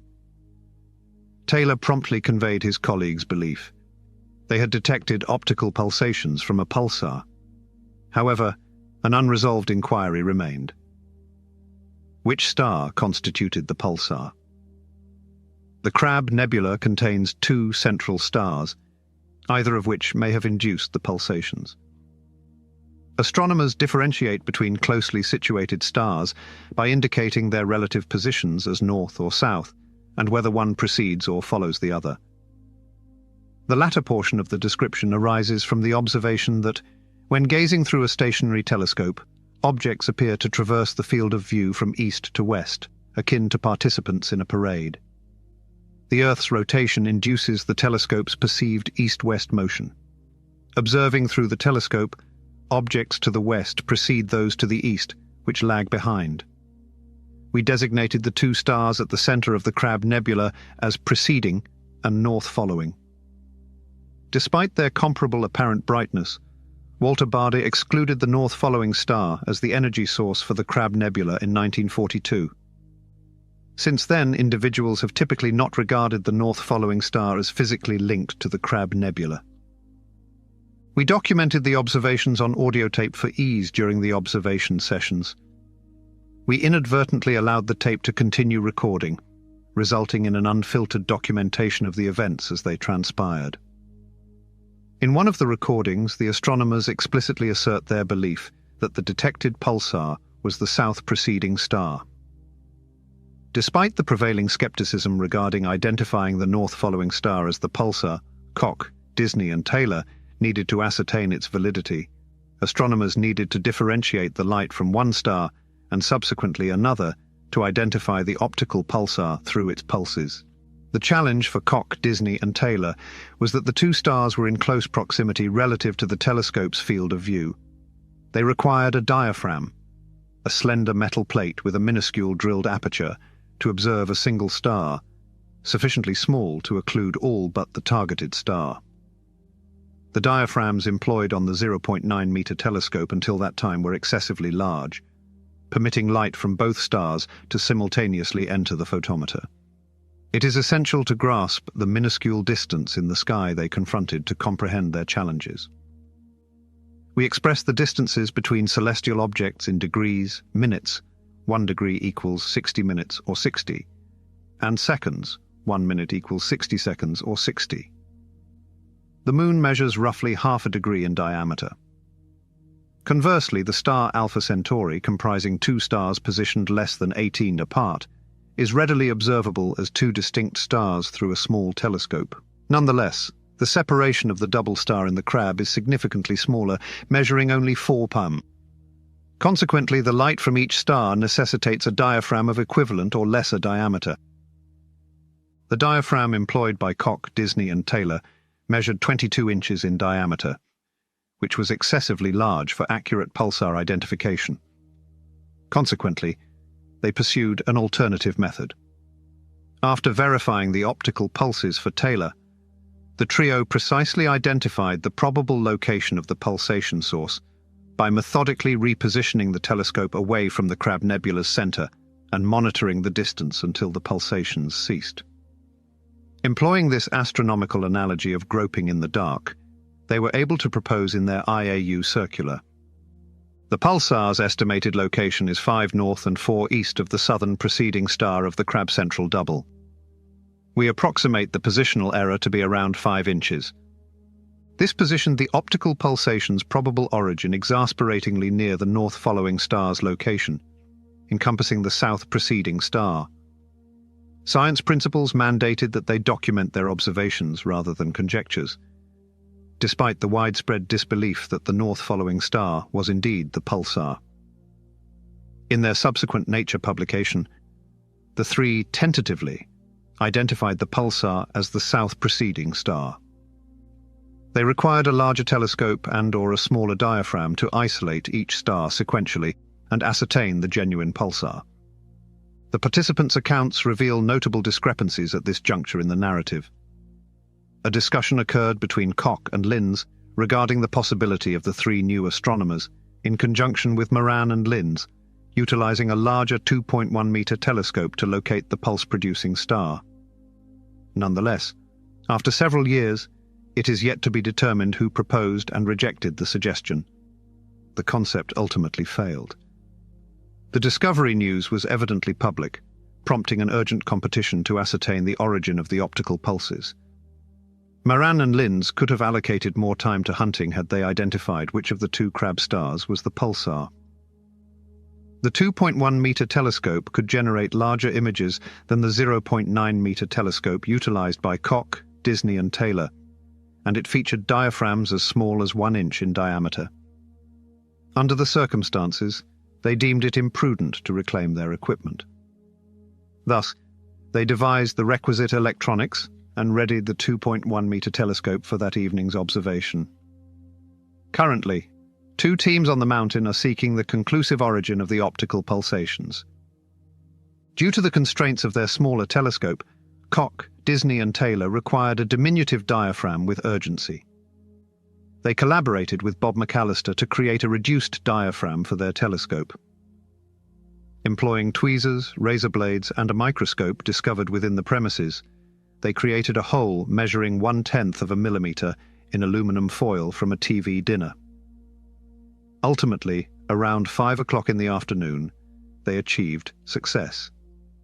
Koch and Disney installed their small diaphragm into the telescope and commenced observations at the onset of darkness. This time, however, instead of observing a monitor, Taylor conceived the idea of listening to the photometer.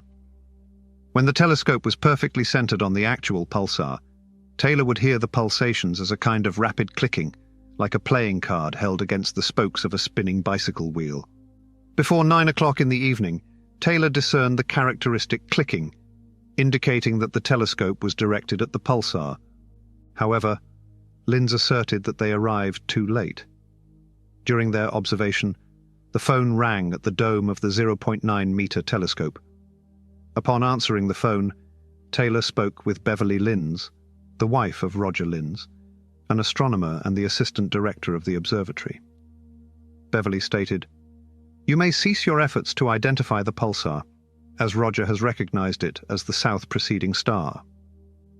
Marin and Linz utilized the larger telescope to differentiate between the two stars. By focusing on a single star and entirely obscuring the light from others, they swiftly identified the star responsible for the optical pulsations. Barday's star. The revelation that the Crab pulsar emits visible light is significant for multiple reasons. Primarily, it concerns energy output. A large radio telescope identified the Crab's radio pulses, whereas a comparatively smaller optical telescope observed the visible light pulses. This indicates that visible light emits considerably more energy than radio waves. The visibility of the Crab Nebula 900 years post-event remained enigmatic. Jerry Fishman articulated that it resembles hearing a firecracker the day after its detonation. The pulsar is perpetually supplying the nebula. As noted, the Crab pulsar has emerged as one of the most significant pulsars under investigation, and is expected to maintain this status.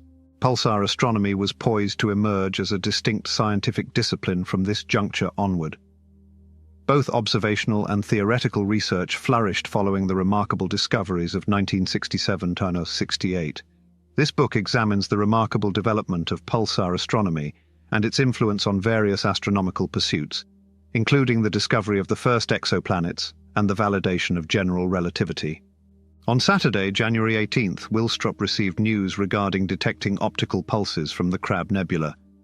Only then did Willstrop feel confident about the probability of accomplishing anything substantial in his quest for optical pulses. Although he had observed the Crab, he focused on searching for white dwarfs, among the most promising candidates for pulsars. Willstrop informed me, "I had amassed a considerable dataset on white dwarf stars. Hewish et al. Proposed that the pulsations of white dwarf stars were the source of the radio pulses initially detected from CP 1919, among others, and one of my objectives was to determine whether white dwarf stars exhibited rapid optical pulsations." Furthermore, there were significant uncertainties regarding the quality of the Crab observations. The accuracy of the radio position may fluctuate by as much as 10 arc minutes, possibly situating it beyond the Crab Nebula. Moreover, although employing a 1 mm diaphragm with his photometer, the field of view was limited to 50 arc seconds, permitting a considerable influx of Cambridge's background skylight into the photometer, thereby obscuring the pulsar signal. Owing to the ambiguity in the pulsar's location, he was compelled to search an unfeasibly vast expanse of sky for a potential non-existence. Consequently, he directed the telescope as near as feasible to the core of the Crab Nebula. Barday's star was too dim to observe except during the clearest nights, and activated the photometer. Amidst these uncertainties and the sluggishness of computational processes in 1968, Willstrop opted to focus on the data gathered from white dwarfs. On Sunday afternoon, he performed an order of magnitude calculation, estimating that his November observation could disclose the flashes. As midnight approached, he beheld the Crab again. The IAU circular officially announced the discovery by Koch, Disney and Taylor, arriving in Cambridge on January 24th. Willstrop examined the observations of the Crab he had conducted 2 months prior. There, consistently, were the optical signals from the Crab pulsar. Had Willstrop initially analyzed the smaller dataset from the Crab, he would have identified the first optical pulsar.